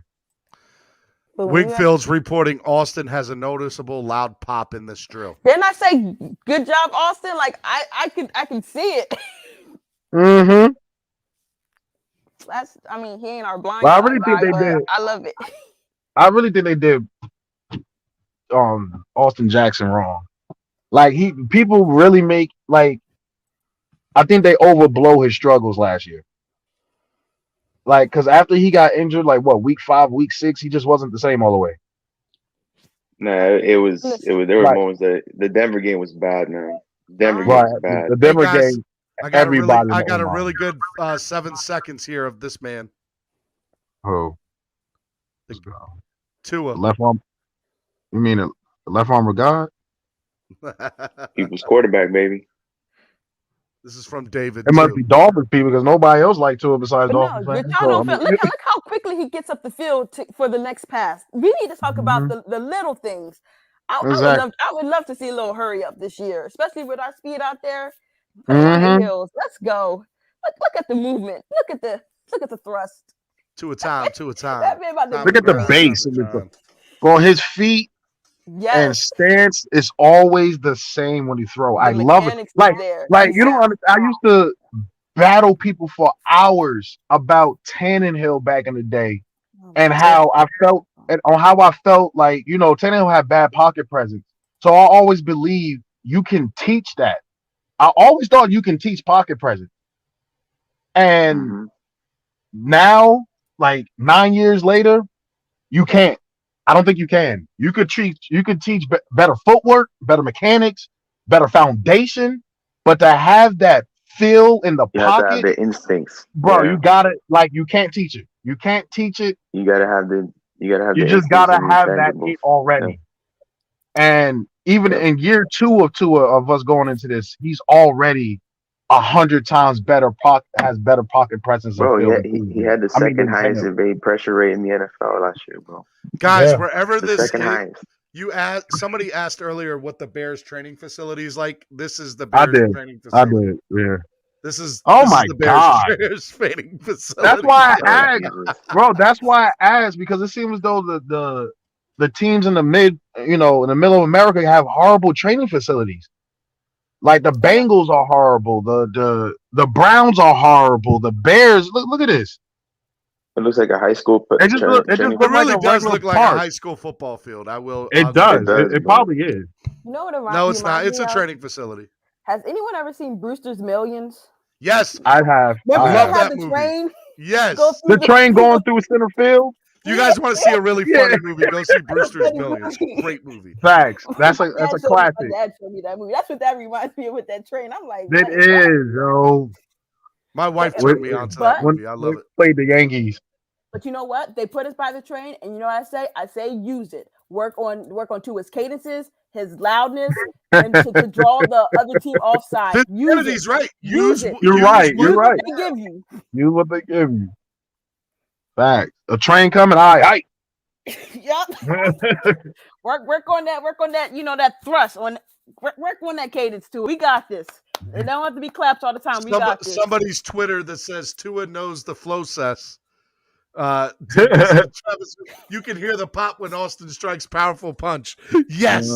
Yes. Yeah. Yes. That's my man Haitian Dolphin. Can I be honest? I will never take slander from Austin Jackson. Great character guy. What he did for his sister and risking his career. When I saw that on College Game Day, I was that put me on to him, and I was like, wow. And He's already a bust though, he a bust already. Don't do guys, that. Yeah, but that's not me saying that. That's just going by what like that. Nah, somebody else that I read that said that. You talk about the backups. Don't talk about the starters. Guys, we're at 90 likes. Hit that like button. Guys, we want to get over to 100 likes. Let's go. I'm just going by some what I've read from other people on their analysis on Austin Jackson's rookie year. Guys, Robert Hunt operates really well in space. Explosive out of the stance, square to his target, and strikes with force and accuracy. I think he looked good. I think he's looked good all camp. This is from Travis Wingfield. What are your thoughts of that? Yep, I'm not surprised. Yep, I'm not surprised. I mean, that's the Finsanity Cap for Life. What are your thoughts on Robert Hunt? He's playing what? Right guard? Yeah. So what did he play last season? Both on the right? Like they moved him inside for a couple games, and he was out for on the outside for a couple games here and there. So was there talks of him? Was there talks of him moving out of position? I think right now they're trying to jigsaw it together, to be honest. But I think we have a great lineup offensively. But like I said, that's what competition does, and I think that's why Flores keeps bringing in as many people as he can. Like he's going to fill the 90 spots with as much of wherever he feels need. Like even you think about all the cornerbacks that he consistently signs, he always wants these guys on their heels. He wants them always feeling that pressure to go out there, be your best and all that. And that's something we haven't seen in a long time. And that's why I really like Flores. It's competition from as soon as the season ends, because they're signing people to future contracts. They're bringing just random guys in for workouts and all that. And it keeps guys, on their heels. And that's what you need. You got to put that.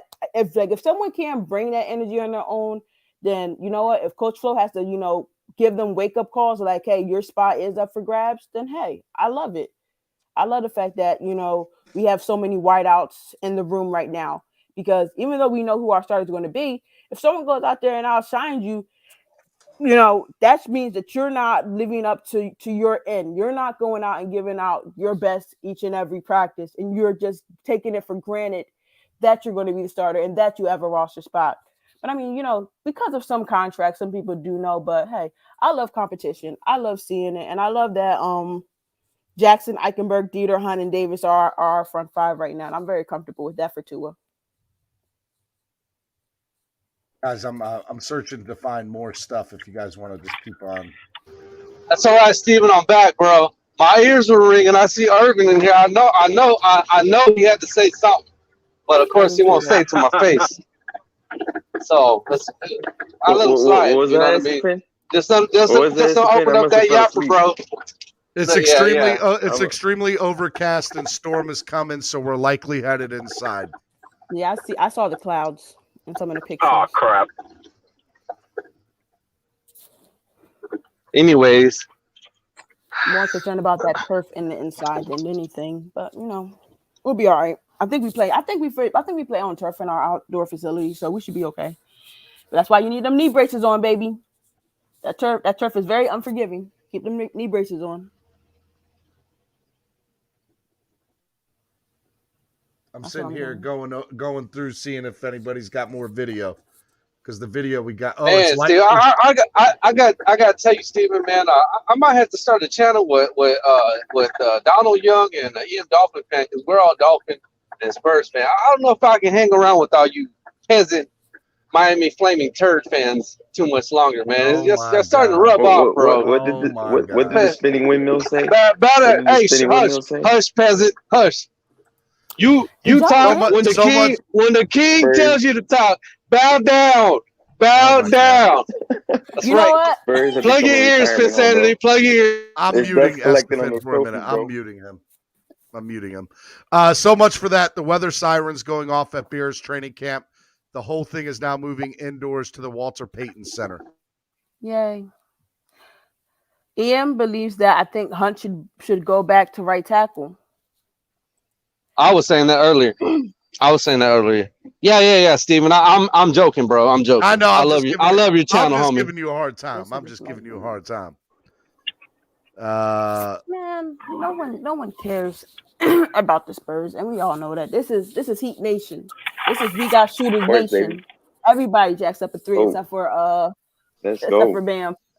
That's funny. I'm on my throne right now with these 5 trophies, and compared to y'all's Super Team 3, there's dust collecting on this trophy. And y'all over here telling jokes. Team in Texas. Y'all the jester over here. Y'all doing little flips in front of me. That's nice. That's cute. That's cute. Well, bow down. Y'all have nothing. Know your role. You know, when y'all we ain't mad. We ain't mad. I think y'all mad from that butt whooping y'all took in 2014, maybe. 2014. Yeah, we yanked that title for you in 2013, baby.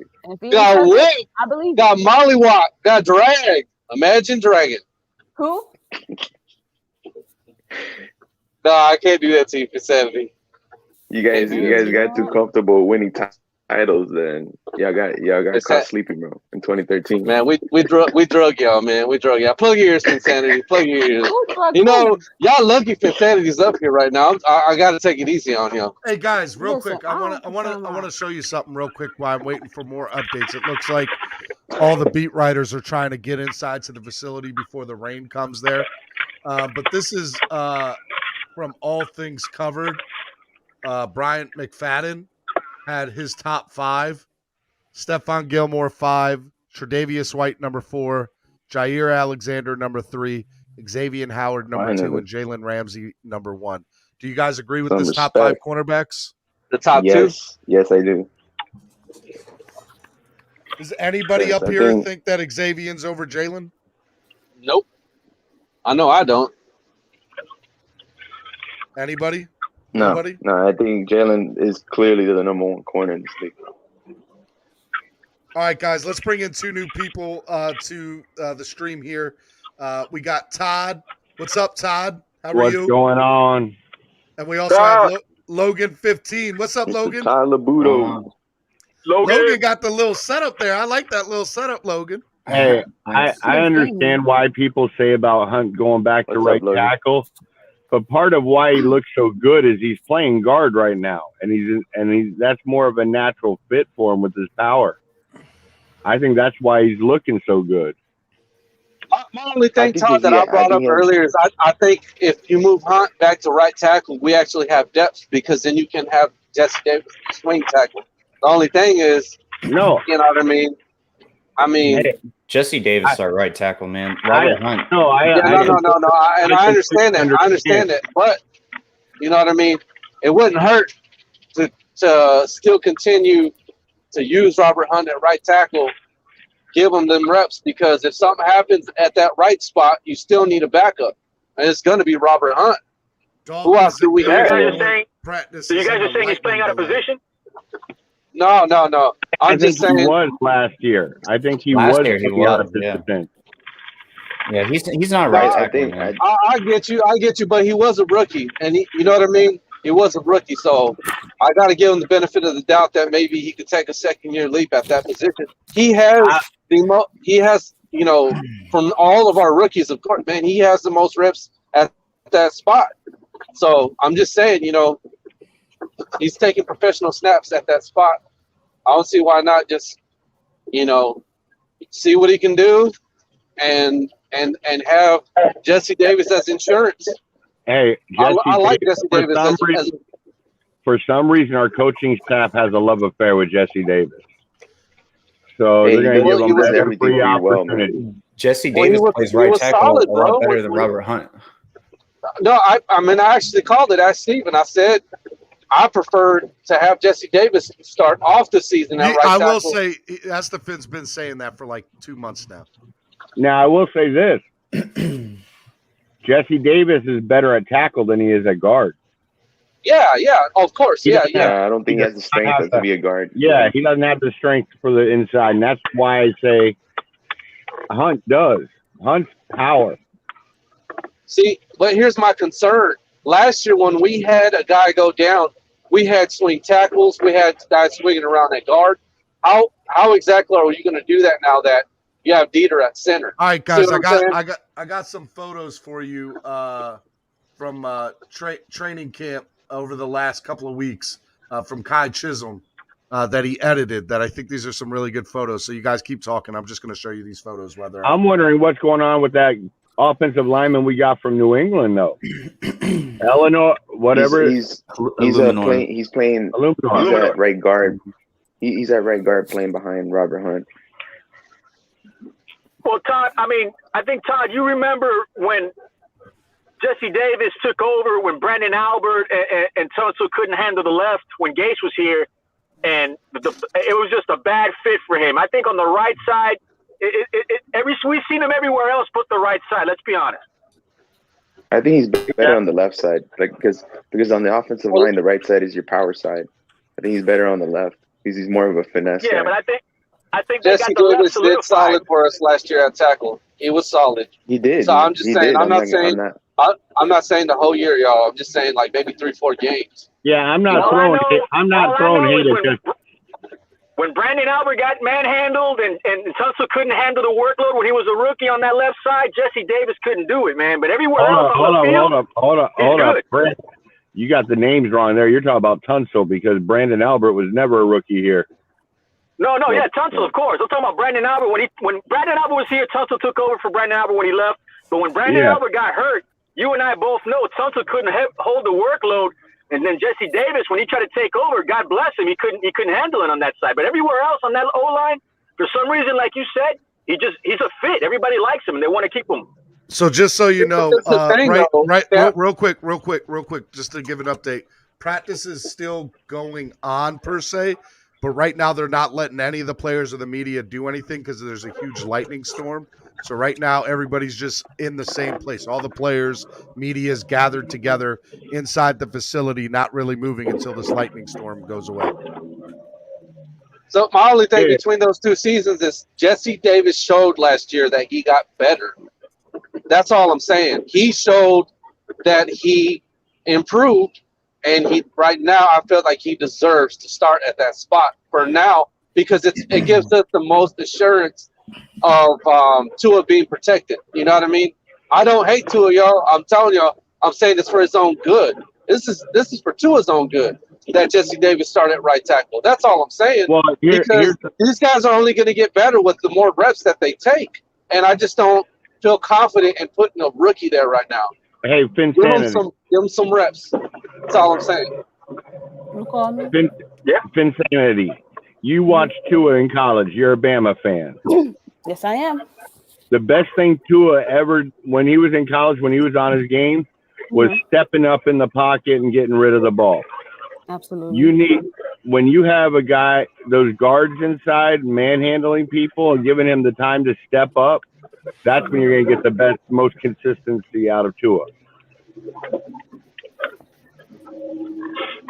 And remember, true, but to me, most of the times when he had to step was when he was trying to like stretch the field. For the most part, a lot of the stuff was, you know. And one thing I always loved about Tua was that Tua can throw to a spot. So as far as his anticipation and throwing in tight windows, I like that it's something he's been able to do. I really feel like now that he's completely healthy, we're going to see a lot more of that, especially with the speed that we're going to have inside and on the outside. Let it be known. But Tua, what I like about him, and everyone always says that it is his pocket presence. And Tua, people forget there was a time when Tua actually would put the ball down and run, like when he saw like a lane and a hole open up.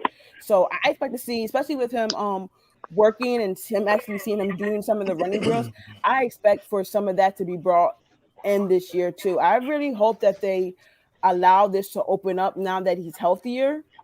What I don't think I guess Gaskins, to me, we don't have a true RPO threat yet, like with the running back position. But I think Gaskins can develop that as long as his offensive line does their job and we're getting, chunk yardage and all that. But right now, I really feel like a lot of this should be, he's in shotgun, boom, he gets it, and then it's the quick release, which he's known for. Until we show that we can really truly implement this RPO with Gaskins or whomever it may be that steps up into that role. I think Dolphins have all the tools. I think all the Dolphins have all the tools for the RPO available to them. So they got the receivers, they got the running back for it. So I think they'll be fine. Who would you say the running back is that will be perfect for the RPO? Well, right now we're going with Gaskins. Guys, this is from Omar Kelly a little bit ago. If we run the RPO. This is from Omar Kelly a little bit ago from earlier. Patrick Laird fallen. He fell? No, wait.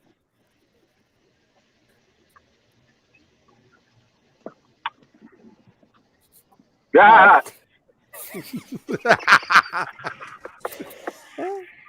Hey, at least Omar was awake for it.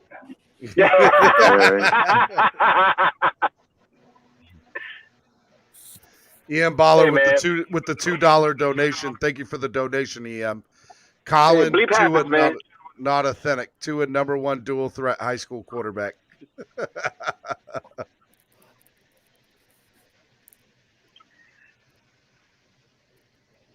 Man, I was so looking forward to seeing a lot of what that defense does. I can't wait to see what our defense does against the Bears O-line and our O-line does against their defensive line.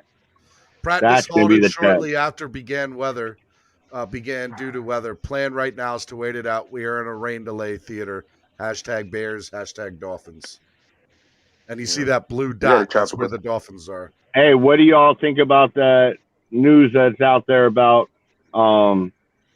trading Wilson looking for a right tackle by dangling Wilson? I heard it was Grant. Or Grant. I'm sorry, Grant. Makes sense.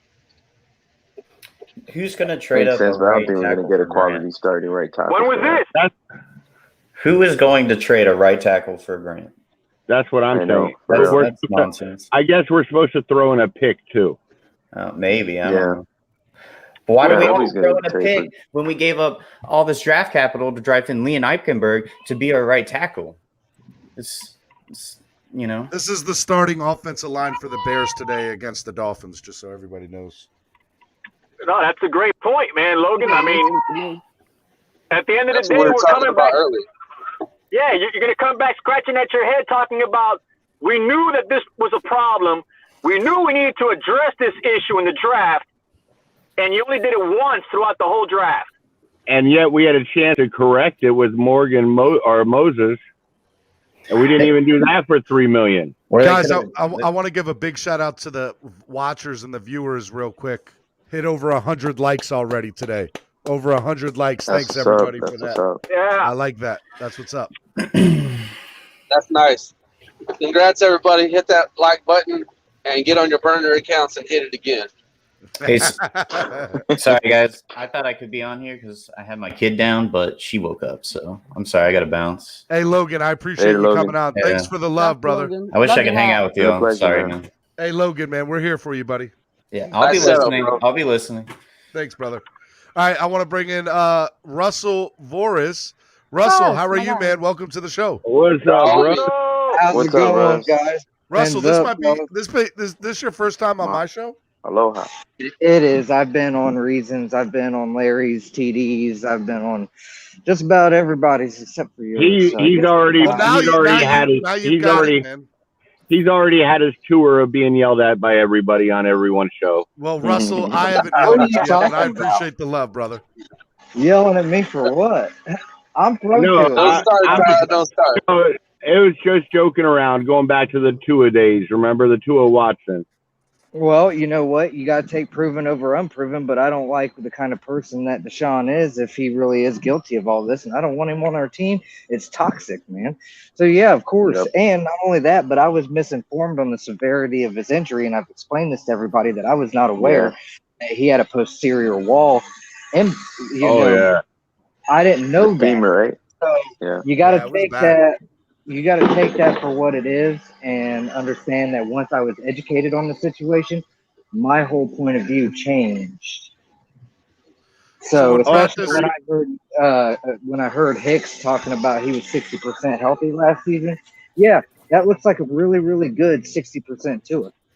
I'm not going to take that away from him.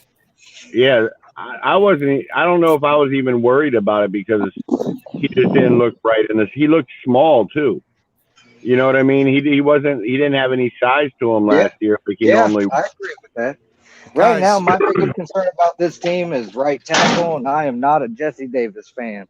Hit your mute buttons if you're not talking. Hit your mute buttons if you're not talking. Omar Kelly says, so when practice resumes, Tua will have Jalen Waddle, Matt Collins, Isaiah Ford, and Jakeem Grant as his primary weapons. He also has Gaskins, Ahmad, and Gesicki today. Hey, you notice they have Grant right there with Tua, probably trying to make him look better for a trade too.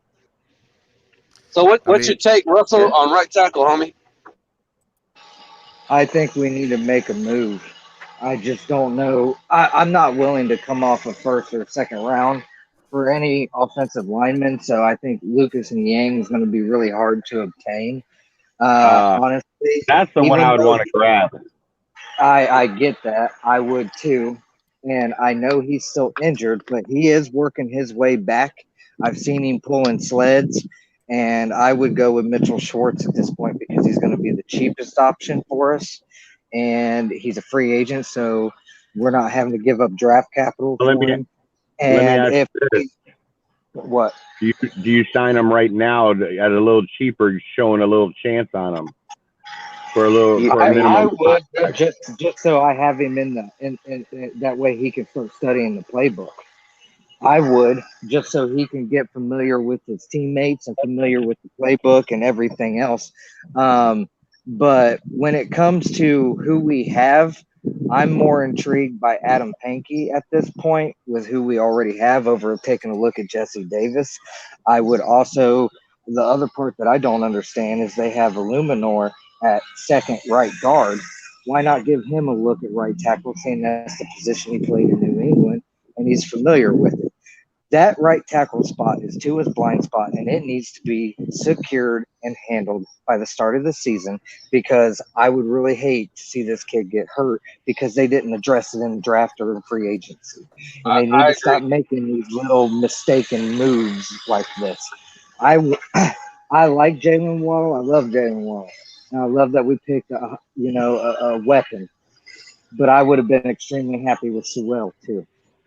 And Russell, that's simply because we would have fixed this line. Where are you calling from, my guy, man? You sound like you got a lot going on in the background there, my guy. Oh, I'm sorry, brother. I'm you're actually good. Working. I'm an HVAC technician. I'm pulling a vacuum on an air conditioner, get all the moisture shit out of it right now so I can dump new refrigerant in. No, but I appreciate that. I like when people Ohio. call in from work. I like it. I like it, man. Thank you. Thank you for the love and appreciation, man. Absolutely, man. Absolutely. Anybody's thoughts on Russell's output there or outlook there? I agree with 100%. Yeah, I agree with everything he said. I mean, I don't that's know what I about was that. saying earlier. I would rather have, at this point, like you might want to start considering depth, like Robert Hunt at right tackle and Jesse Davis as your swing, just to get Robert Hunt the reps. You know what I mean? And I'm not moving Robert Hunt. Don't care. Not moving him. No way. No way. Well, He's the best offensive lineman currently on this team in practice as a right guard. That he will be an all-pro right guard. They just need to find somebody else. They need to leave that interior line intact and stop moving pieces around and get some continuity. And from what I hear, Eichenberg is doing good at guard on the other side next to Jackson. He's also improved Austin Jackson's level of play as well. He ain't moving from left guard. He ain't going back to right tackle, I promise. Could we have two future all-pro guards on the same line? Hey, who knows, right? I gotta say, when I saw Eichenberg's tape, I turned it off because he was playing on the left side. He just didn't look like somebody that would play on the right side. The fact that they drafted him, that when they drafted him during the draft, I wasn't happy. Because I was like, Eichenberg, I was like, that kid from Notre Dame, the one that I cut the film off early on because he was playing on the opposite side, that kid, that's who we drafted. I was like, I just haven't been happy with. But if he works out at guard, that's fine. It just shows that we haven't addressed in the offseason that tackle spot the way that we should have, especially being with Tua being, a left-handed quarterback. You know what I mean? But I agree with everything what Russell said. I really don't like Hunt at right tackle either. I'm just saying, like, it's almost like what we have in-house, it's like you don't feel comfortable with it. You know what I mean? But you want to know something, to be honest with you? I would, if I could, I wouldn't mind giving up a second-round pick for a Lucas Niang, because that's where he basically was drafted anyways last year. And what are you, that could be a tackle for the future. Yeah, well, what they're saying about Barry Jackson reported earlier in the week to Flo, talking about that we've shown interest in other teams for a tackle or a guard. I mean, we are talking to other teams. The cuts won't come until what? Another couple of weeks after preseason, right? Correct. And that's another point. The fact that they've made it pretty obvious that they're still searching for a right tackle shows that they're not planning on moving the pieces they already have, in my opinion. Yes, it's stated depth, but a starter is also depth because you're still adding a guy. It's all depth. They're being very unspecific about this because they don't want anybody to know what they're trying to go at, in my opinion. That's why they said depth instead of looking for a starter, because then everybody be like, oh, they're looking for a starting right tackle. Well, then everybody's going to be really freaking out, because then they're going to be like, oh, they don't even have anybody to command that spot. They need somebody right now. They don't want that out there so bad. Shout out to Miami Sports Fives. Belichick got to be in there doing rounds during the entire practice. He ain't slick. He probably sent the lightning. Oh, man. Yeah. Twitter. Dolphins. Is that Twitter's Insanity? Not here for Insanity? Oh, shit. Yeah, Insanity's up here. Hey, Russ. Hey, how you doing today? I'm great. Oh, boy, you said that with the deep voice over there. Hey, how you doing today? What's up? Right? Russ is my guy. Calm down. Russ is my guy. I'm just saying what I heard. To me in a deep voice. I heard the Wendy's commercial. Hey. Oh, and I have not talked to you, Finsanity, since I know you got your bad news, and I'm sorry about it. Losing our safety over to Washington. Losing our safety over to Washington, that she loved his smile. Brandon Jones doesn't have too bad of a smile, so I'll be okay after that. No, shout out. Damn, how quick to move on. All right, damn. You know what's crazy? It's not that I moved on. It's just that, like I tell everybody, when you're on this team, I'm all about you. Once you're not, I don't care because you can't do nothing for me. You can't do nothing for the team, so you can't do nothing for me. So that's my mindset with anybody who comes, goes, whatever. That's why I was like really like I had some harsh takes on X not being out there during training camp, not being on the field. Because if you're not out there trying to get better for this team, I have nothing. I have no feelings towards you. Hey, But, I'll be honest with you. I would rather see X not out there as much to save his knees a little bit. He knows the system. He knows what his job's going to do. I'd rather see him healthy for a 17-game season, one extra game, than worry about camp when he already knows what he's going to be doing. But so what's the deal, y'all? Is it raining in Chicago? Is it delayed? Is that what's going on? Yeah, it's a tropical storm. They don't have an indoor facility. Hey, I don't know. Real quick, NFL news: the Seahawks are releasing Aldon Smith. Just a little NFL. Not surprised. Nah, me neither, at all. They creating that money for what's the name? Save his life. For Dwayne, they got to come from somewhere. I don't think Aldon getting paid much, but every penny counts. Dwayne Brown. Yeah. 35 years old. 35 years old. He wants to get paid. All Russ cares about is being protected right now. He ain't thinking about none of that. Yeah, Aldon Smith was in tremendous shape, and Pete Carroll said Seahawks were going to give him every opportunity to succeed and change his career. Something obviously happened here. Ooh, so there could be more to this story. Yeah. Hey, whatever it is. Again, not surprised. Can't stay out of trouble. Yep. I'm interested to see how that story plays out. That's the kid that was with the Raiders in San Fran? Dallas. Where else? He was with the Cowboys too, yeah. He was with everybody. Hey, would any of you be interested in trying to find a way to get CJ Henderson? That's not happening, man. Wasn't he in this year's draft? Last year, but they're getting rid of him. They're moving off. Yeah, of him. There's a lot of talk saying that they want him out the door. I'm in Jacksonville. I hear it every day. I'm in Jacksonville. Why would you want a bad? But why would you want a bad player? Because I personally think it's between what's his face, Urban Meyer and him. I don't think they're getting along. Oh, yeah, okay. So maybe he's just got talent. He's just not getting along in the house. Yeah, I would take a flyer on him because I'm telling you right now, the way it's shaping up with Iggy falling flat, we're probably going to end up drafting a quarterback in the first round. Yeah, I would rather take a flyer on him. I would definitely look to take a flyer on him to even be our third corner. I'm telling y'all, that's what's lining up right now with the way Flo likes to play. These guys getting older, their contracts. Man, it looks like we're drafting a cornerback next year in the first round. Guys, I still think this is one of the funniest things in training camp right here. Seeing the Bears players ride these kids' bikes. They broke a few of them in past years. I think it's too funny that they ride kids' bikes in. Oh, the Packers? Yeah. God, how long the Packers have been doing that? They've been doing that for years. Yeah, they've been doing that for years. God, can you imagine? I remember because Reggie White once did it, and it was funny how big he was. Yeah. It's just so weird. I would imagine. Them elbows, man. Ian is hilarious. I think it's funny as hell. Ian, Dolphin fan, is he in the chat? Yeah. What's he saying for sanity? He said you wasn't with me shooting in the gym.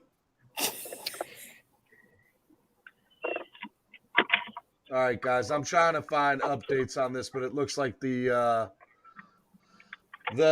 lightning stuff is still going on. So here's what I'm gonna do. I'm gonna do a couple of housekeeping notes, and then we're gonna do final thoughts of the day. I just don't have the time to stay up here with you guys all day. I want to, but you know what? Hold on, wait. Stay on. I got a surprise for you in the back room. Are y'all ready? Are y'all ready? Y'all not ready? Go. What's up, Pete? What up, everybody? Oh. I'll let you guys have a couple of minutes with Pete. Yeah, Pete bought us like 2 more minutes. Hey, Pete bought y'all a couple more minutes. Hit that like button if you're ready to hear Pete I'm say glad I something finally outrageous. found some time to come up in here and talk, with you guys. I just wanted to let off a little frustration. Just a little bit. Hold on, let me get my earphones and my popcorn ready. Go ahead. Everybody take your earplugs off because this is important to me, at least to me for my team. Because it's upsetting that Here we Will go. Fuller, Jalen Waddle. Oh, no, you just fixed that. You said Jalen Waddle was good. He's going to practice. I don't know, man. I want Tua out there with all his receivers building chemistry against other defenses. And in the beginning, it didn't sound like that's how it was going to go until I just got that recent update now. We all want that too, Pete. They're injured, I think. Some of the receivers, there's some injuries or something. They're taking it slow with Parker. You see that's what I don't believe. I don't believe Devontae Parker is injured. He was practicing. He is not injured. Maybe they're saving him from him getting injured again. They're scared. I don't know. But we need to see. Will Fuller is not injured. We need to see this in practice. We need to hear about it. How is it going? And we can't put him on the shelf. When did Will Fuller call you to tell you he wasn't injured? I'm sorry I didn't mean to laugh like that, but that was good. But how that was good. Pete, I'm pretty sure when you wake up, you say your prayers, you do all your hygiene stuff, and then you go and you find reasons to complain. Yeah, well, that's the only thing I have to do when it comes to my Dolphins. Hey, that's vintage. That's vintage Pete, man. Pete, if Pete is not doing that, there's something wrong. Who can make the depth chart that exciting like I did yesterday and complain so much on Larry's show? I mean, I don't know. To me, it was exciting. I love it, but I'm just saying, when are you going to look at the glass half full, Pete? Just once. Like, just once. The thing is like the glass is a little murky right now. So when they give us something to actually, you know what? Murky.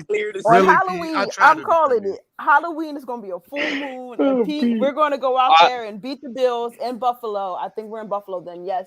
And Pete is going to come on here and he's going to say positive things on Monday and all that. All right, man, I got to ask you something, Pete. So, TD was one of the biggest, he had to see it, right? With Tua. What do you think about him now having that analysis on Tua? Like, are you starting to raise an eyebrow? Oh, man, why are you putting TD on blast like that, right? He wasn't. He was just I'm not putting him on blast. I'm not putting him on blast. If you listen to his streams. Nothing I say is to, like, I respect TD. I love TD. Everything he's done for the community.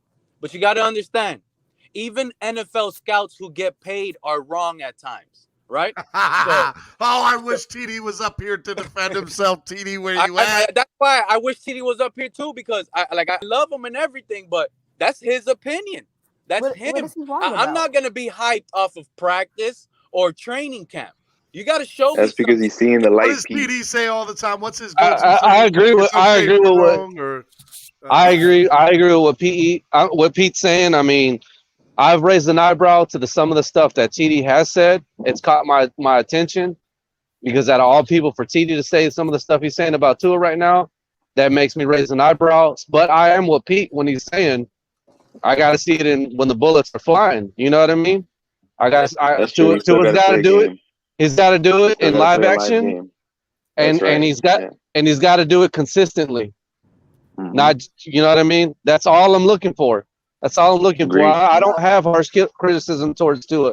I was never critical of Tua last year. Never. He got a pass with me last year, but this is the second year, and he's got to make it happen. Esteban. That's like EM says. That's where What's me up, and you part ways. That's where me and you part ways. Now you're ripping off him on a rookie because that's just what it is.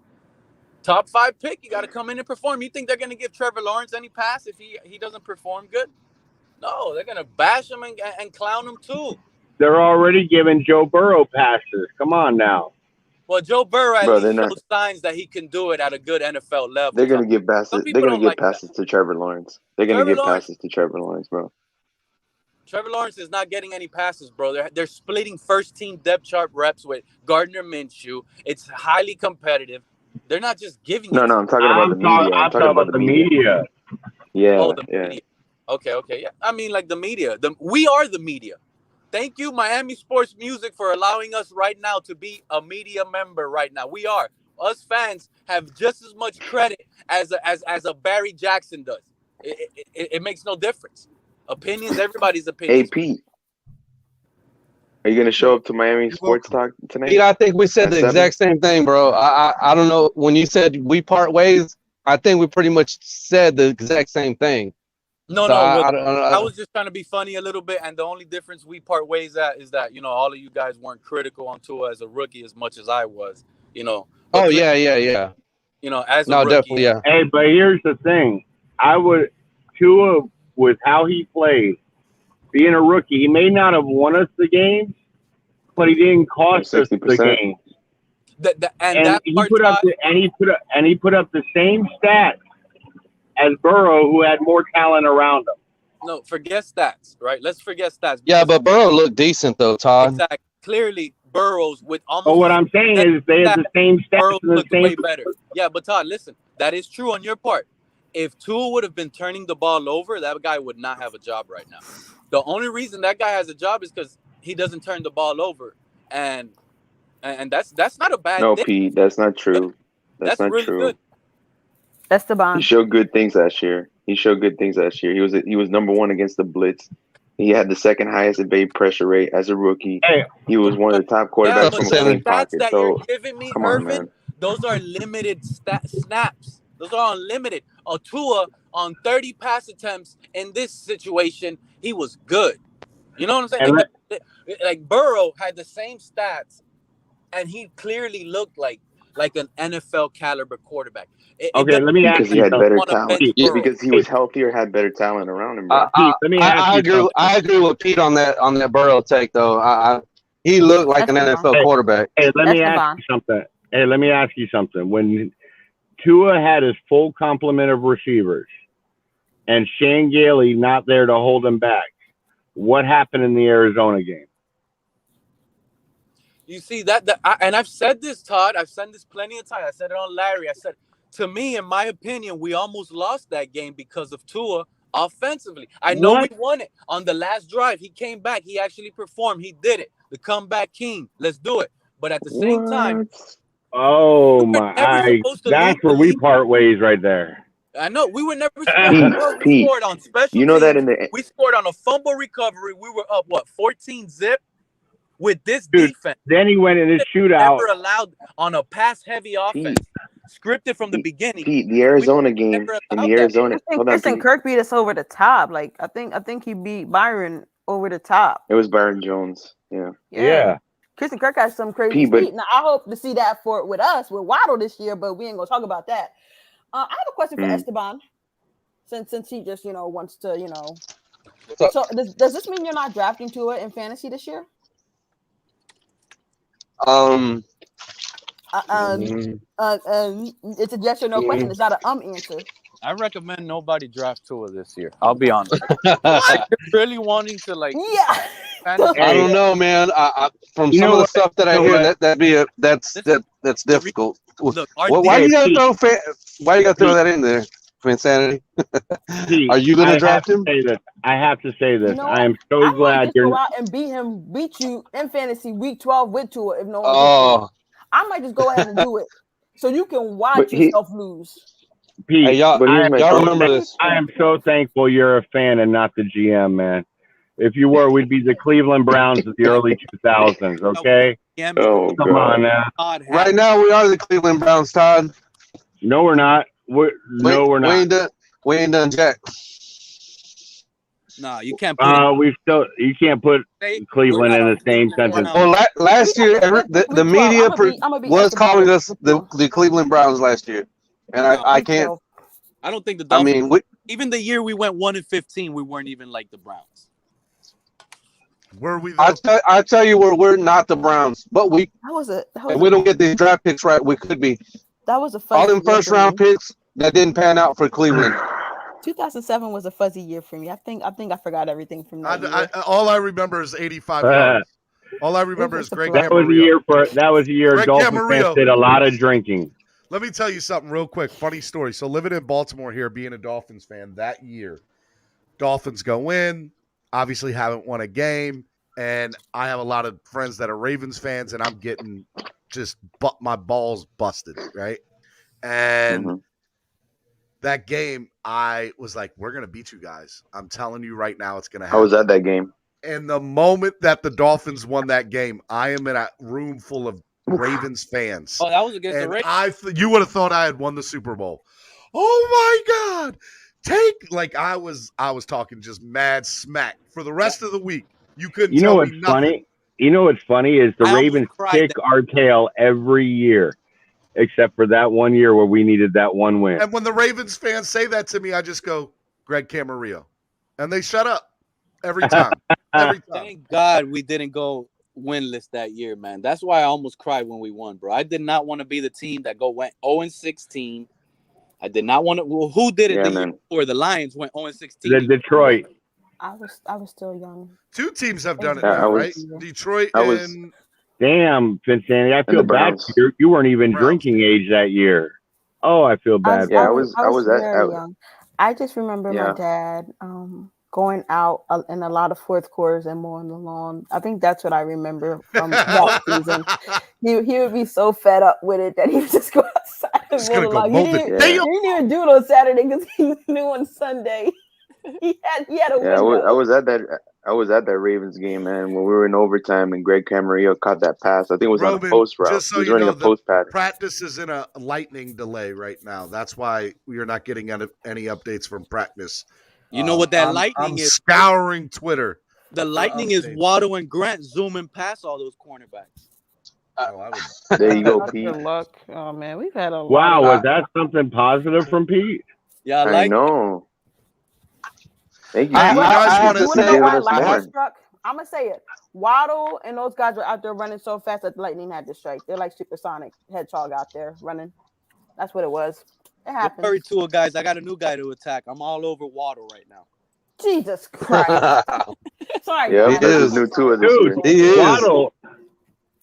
Man, I wish you were like that with Eichenberg, bro. I would actually agree with you. Eichenberg. Oh my God. I just wish Pete. Look, I gotta say, I still haven't cracked that code on how to deal with the loss on Sunday. Man, it ruins my whole week. I'm telling you, man. You know, it's funny you say that because I was trying to explain to somebody, what I do for, the morning show. And they're like, well, you've been a Dolphins fan for a whole time. How do you deal with losses? And I was telling them when I was a kid, I used to punch holes in my wall. Like it was that bad. Oh. I remember I punched a hole in my wall at a Dolphins loss, and I had to cover it up. I covered it up with a poster. And a couple of weeks later, my mom found it, and she's like, what happened? And all I said was the Dolphins. And she's like, you need to calm down when you watch those games. And that was me at like 14 or 13 years old, right? And so, ever since then, like it used to ruin my entire week when the Dolphins lost. I do not get that mad now. I'm pretty. I'll get mad at the game and right after the game, but give me my daughter and my son. All they have to do is like come up and just give me a hug, and that like my kids can take it out of me now, which is good because I need.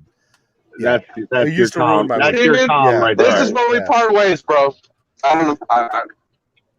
I look. I mean, it used to ruin everything for me. Hey, Steven, I remember every time I would go to, like, every time the Dolphins would win, I just go with my jersey, bro, my Zach Thomas or Ricky Williams jersey every week to school, every time they won. And every time they lost, it would ruin my week, man. Just like, people would pick on me. I promise you. It was Dolphins. And you know what?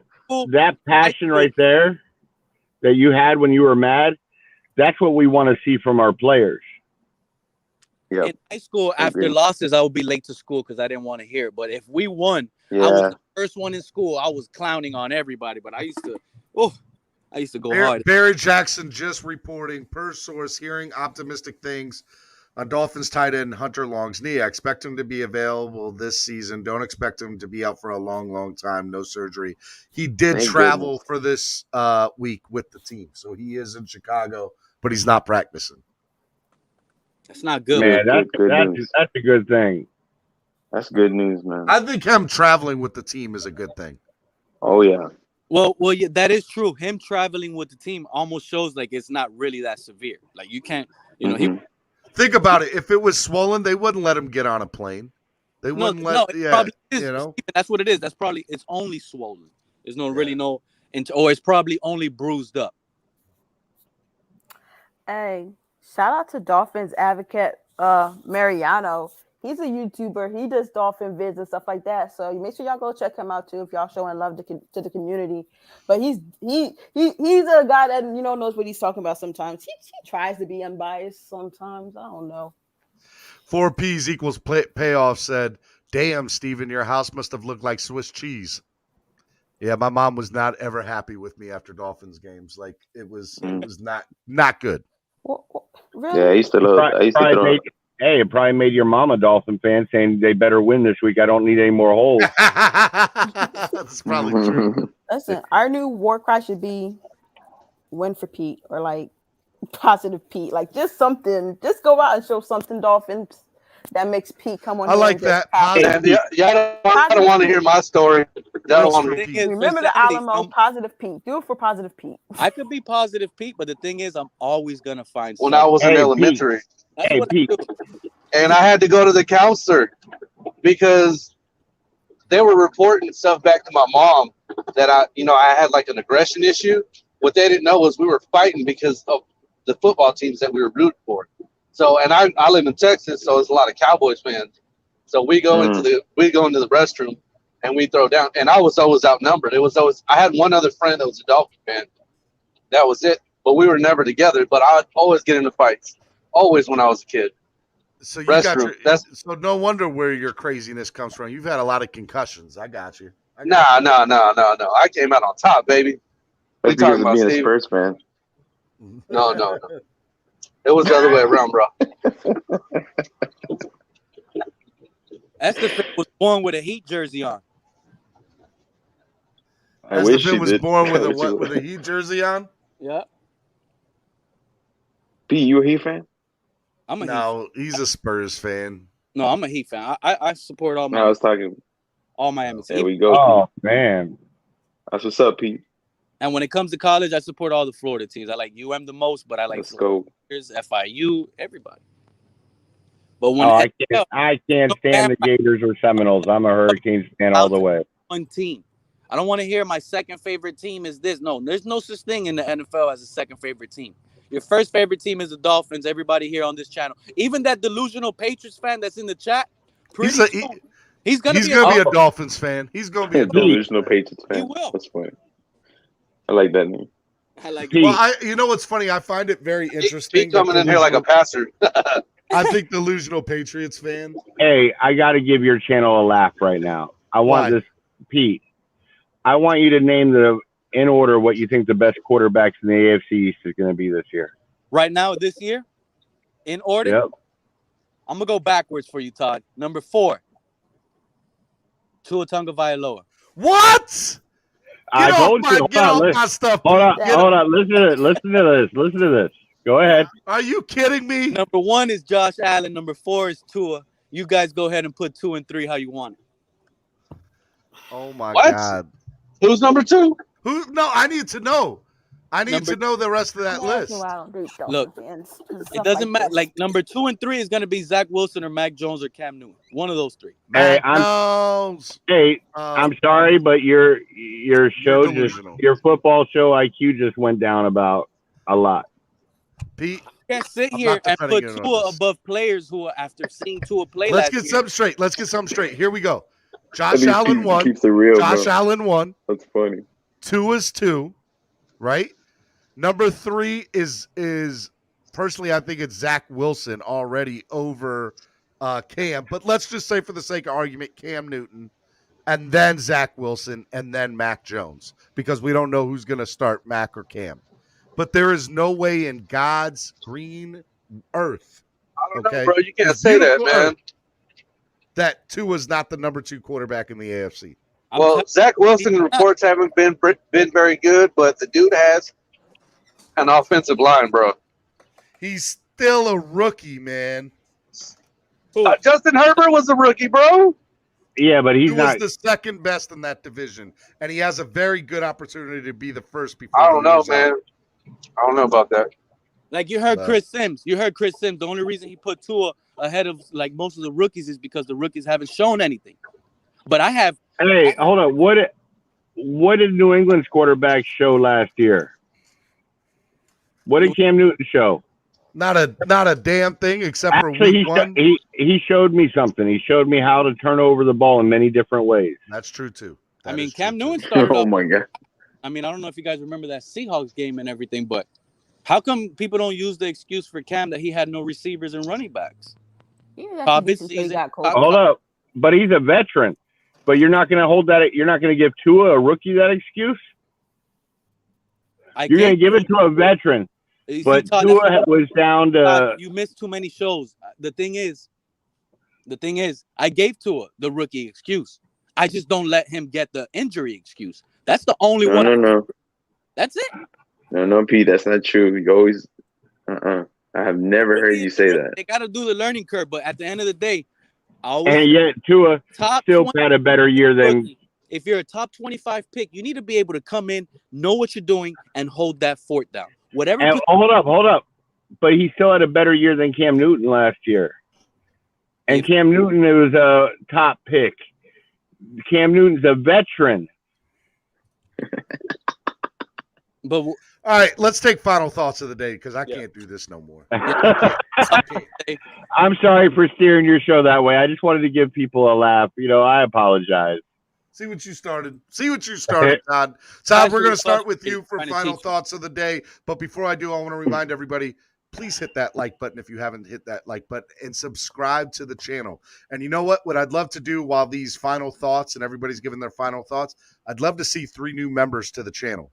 So I'd love for 3 of y'all at minimum, sign up, become a member of the channel. We have a lot of great content, a lot of exclusive stuff. For those of you who want to know, I am going to have an exclusive discount code by the end of next week. So by the end of next week, I will have an exclusive discount code for those of you who are a part of, I forget which level it is. I don't have it right in front of me, but I will have that exclusive discount code for people that are signed up to Miami Sports Music YouTube channel. So I'd love to see 3 new people. Come on, sit down at the table. You're more than welcome here. Want to remind everybody tomorrow. Tomorrow's going to be a great show. We're going to do this all over again. Hopefully there's no lightning delay this time. And then on Friday, guys, what's on Friday? Your birthday. My birthday. Your birthday's right kind of. Birthday. Yes, we're going to have a good time on my birthday. So make sure you guys stay here on Friday for that. That's Hey, Steven, so you're a Leo? I'm a Leo all day, baby. Hey, man, me too, bro. Me too, man. That's what's up. There's a lot of Leos, man. All right, so let's go right now and let's do a little bit of a roundabout here and let's get the final thoughts of the day for everybody. We will start with Todd for bringing up that horrible subject for Pete to have. God, no, I love you, Todd. You're good. No, but honestly, I just want to see them get back out there and practice. The Dolphins need this. The O-line needs this test so they can see where they need to improve. But gotten any news on these players, right, on practice today? I mean, right I've been busy. They're still in a lightning delay. No interrupting final thoughts. I'm sorry. But y'all have a good one. Be safe. And it's all right, Pete. Go Fins. Go Fins. Be easy, man.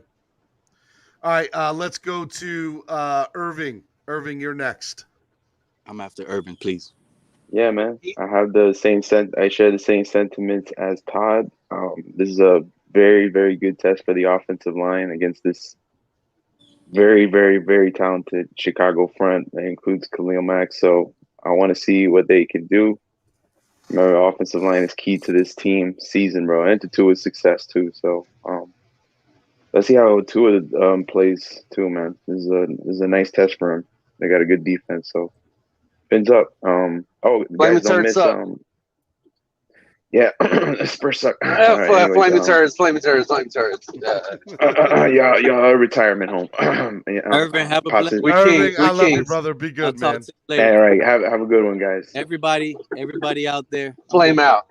Thank you, Steven. My final thoughts of today, you have a great show, Steve. Every day, all day. Even if I'm here or not, you have a great show. Pete, I love you, brother. Thank you, man.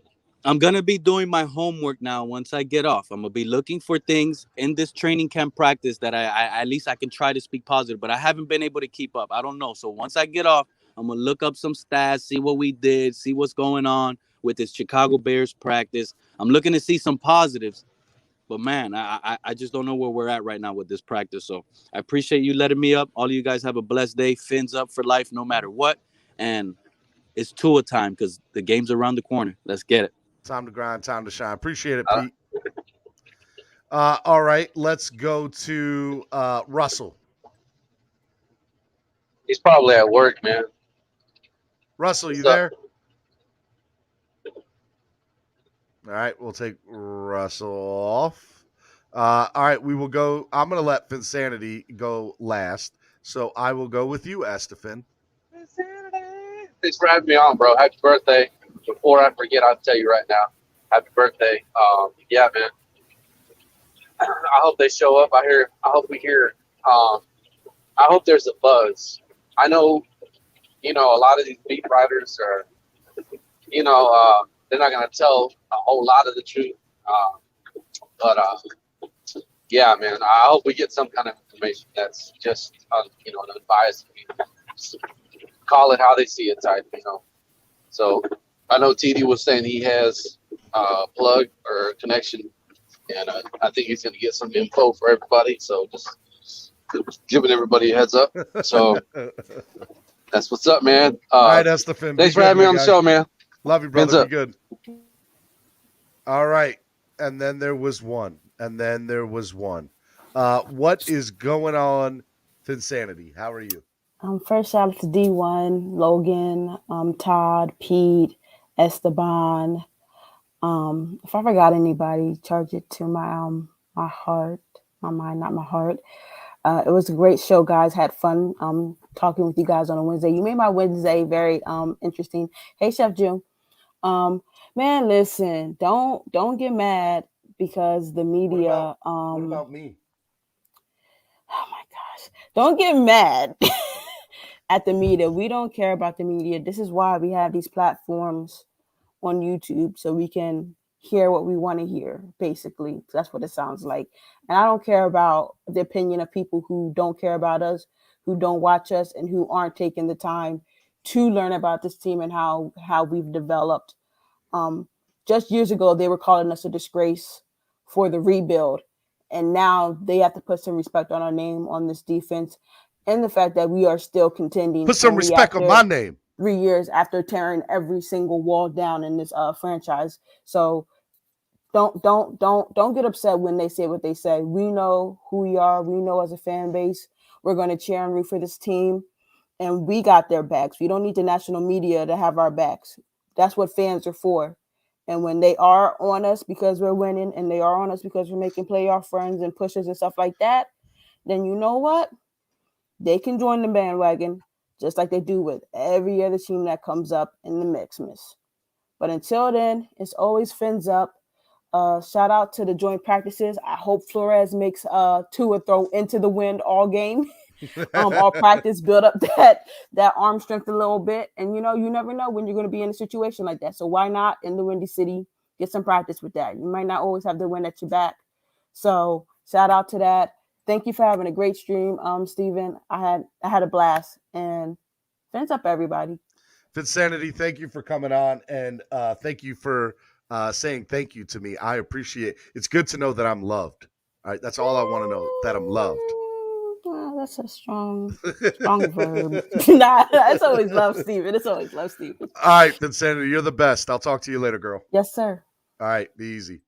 All right, this has been an amazing show. AB says, Steven, you're the man, bro. Nice show. Always enjoy. I see you grinding out here. I appreciate it. I appreciate to everybody who's doing it, man. Adriel, he says, great show, guys. I enjoyed. Fins up. Look, if you guys want to obviously donate to the show and help the channel grow, there's 3 different ways you can do it. You can use the YouTube live super chat, which is the $ down at the chat button. Or if you guys want to use Cash App, which is always the best way for me, is the money sign MSM Podcast Network. And you guys can send money to that, donation to that. or if you guys want to use PayPal, it's MSN Podcast Network too. Also, the big thing, guys, is please like and subscribe to the channel. That helps. If you guys can't donate $1, that's fine. I just want this thing to grow, and the best way for you to do that is to hit the like button and to share the content. So please do those two things, please. Those things mean the world to me. And that's what I want to be able to see is those things. So look, check it out. There's a lot of stuff I want to be able to do, and I'm going to do it this week. And I wish there was no lightning today this week, but that's okay because tomorrow we're going to have another great show right here, day 2 live training camp updates from Chicago. Guys, it was going really good there. We had a lot of video coming out. We had a lot of fit pictures. People were tweeting. This is the best place to get your training camp coverage live from Chicago right here. So catch me tomorrow, 8:30 a.m. Hey, tomorrow, guys, I got a special guest coming on for a little while with me. I'm going to have the man, the myth, the legend tomorrow coming on. I'm talking about Big Eve, NFL Fan of the Year, will be coming on tomorrow. So make sure you guys check that out and do that. Also, just because he showed up back in the back room and I know he's having surgery tomorrow and I want him to know that I love him. Big John, real quick, I'll give you a final word of the day since you're not going to be on for a little while. No, man, I just hope everything is good, man. I hope we, we get things fine-tuned for the season, man. And it was a good show. I couldn't be on because little one was going crazy, man. She woke up and it wasn't easy, man. It wasn't easy. It's all good. It's all good. I just want you to know that I hope you have a good surgery tomorrow. I'm going to pray for you. I love you. And I will see you in a few days. I'll see if I can get a quick, if I can get in before they hook me up. I think my surgery's at 9. So Yeah. maybe I'll maybe from inside the hospital, I'll say what's up or something. But I don't know. Hey guys, I don't know if you guys do a lot of praying or anything, but pray for my man tomorrow to have a good surgery. Big John, be good. All right, man. Yeah, man, for sure. Right, love you, brother. Be good, man. Have a good rest of your day, bro. You too, man. All right, guys. Look, I want everybody to know I love everybody that comes on my show. It's awesome. It's all family here. It's all love. It is all love. Nothing but love here. It's all spread kindness, positivity, and love. I do want to let you guys know a few cool things. Number one, I will not do it for the first preseason game. I don't know if I'm going to do it for any of the preseason games. Maybe the last one just to do a test run. But there will be an official pregame show right here live every football Miami Dolphins football game this year. And during home games, at least the first one, it's set in stone for the first one, for the week 2 Bills game. We're going to be at East 32 Tailgate, streaming live from the tailgate for the pregame show. That is official. That is happening. I'm going to be there for it. It's going to be a good time. So, guys, make sure you guys check that out. Pre-game show, week 2 tailgate. I'll be live at the tailgate and streaming. So I'm hoping to have a couple of people in there with me streaming live from that. It's going to be awesome. Make sure you guys do that. Also, want to remind you guys, too, to check out the other shows on the platform. The Freak Show, Hellfin's Podcast, Fire and Ice Combat Sports Show. That's a parental advisory show that's on late at night. A lot of strong language on that one, but it's all fun. It's all love. And I'm super excited to see what the future holds for the Miami Sports Music Podcast Network. I'm always working on stuff. And if you're ever interested in doing stuff, hit me up on social media and we'll see what we can do. I want everybody to know I love y'all. Be good. Fins up. Check out the rest of Twitter Day. It's going to be a good time. Guys, right now it's 12:10. Go over to the 5 Reasons Sports Network and check out my man Alex Dunno. And when you do it, tell Alex that I sent you there in the chat. Say, hey, Steven from Clock Blockers or from Miami Sports Music told me to come over and check out your noon show. Every weekday, he has a show from noon to 1 that covers all things Miami, and he does a lot of really, really good stuff. So check out Alex Dunno on 5 Reasons Sports Podcast Network. So go over and check out Alex Dunno, Donno, Alex Dunno. Dunno Daily is what it's called, Dunno Daily. Make sure you guys go check that out. All right, guys, I love you all. I will see you all tomorrow, and we will have a great time tomorrow right here on the Miami Sports Music Podcast Network.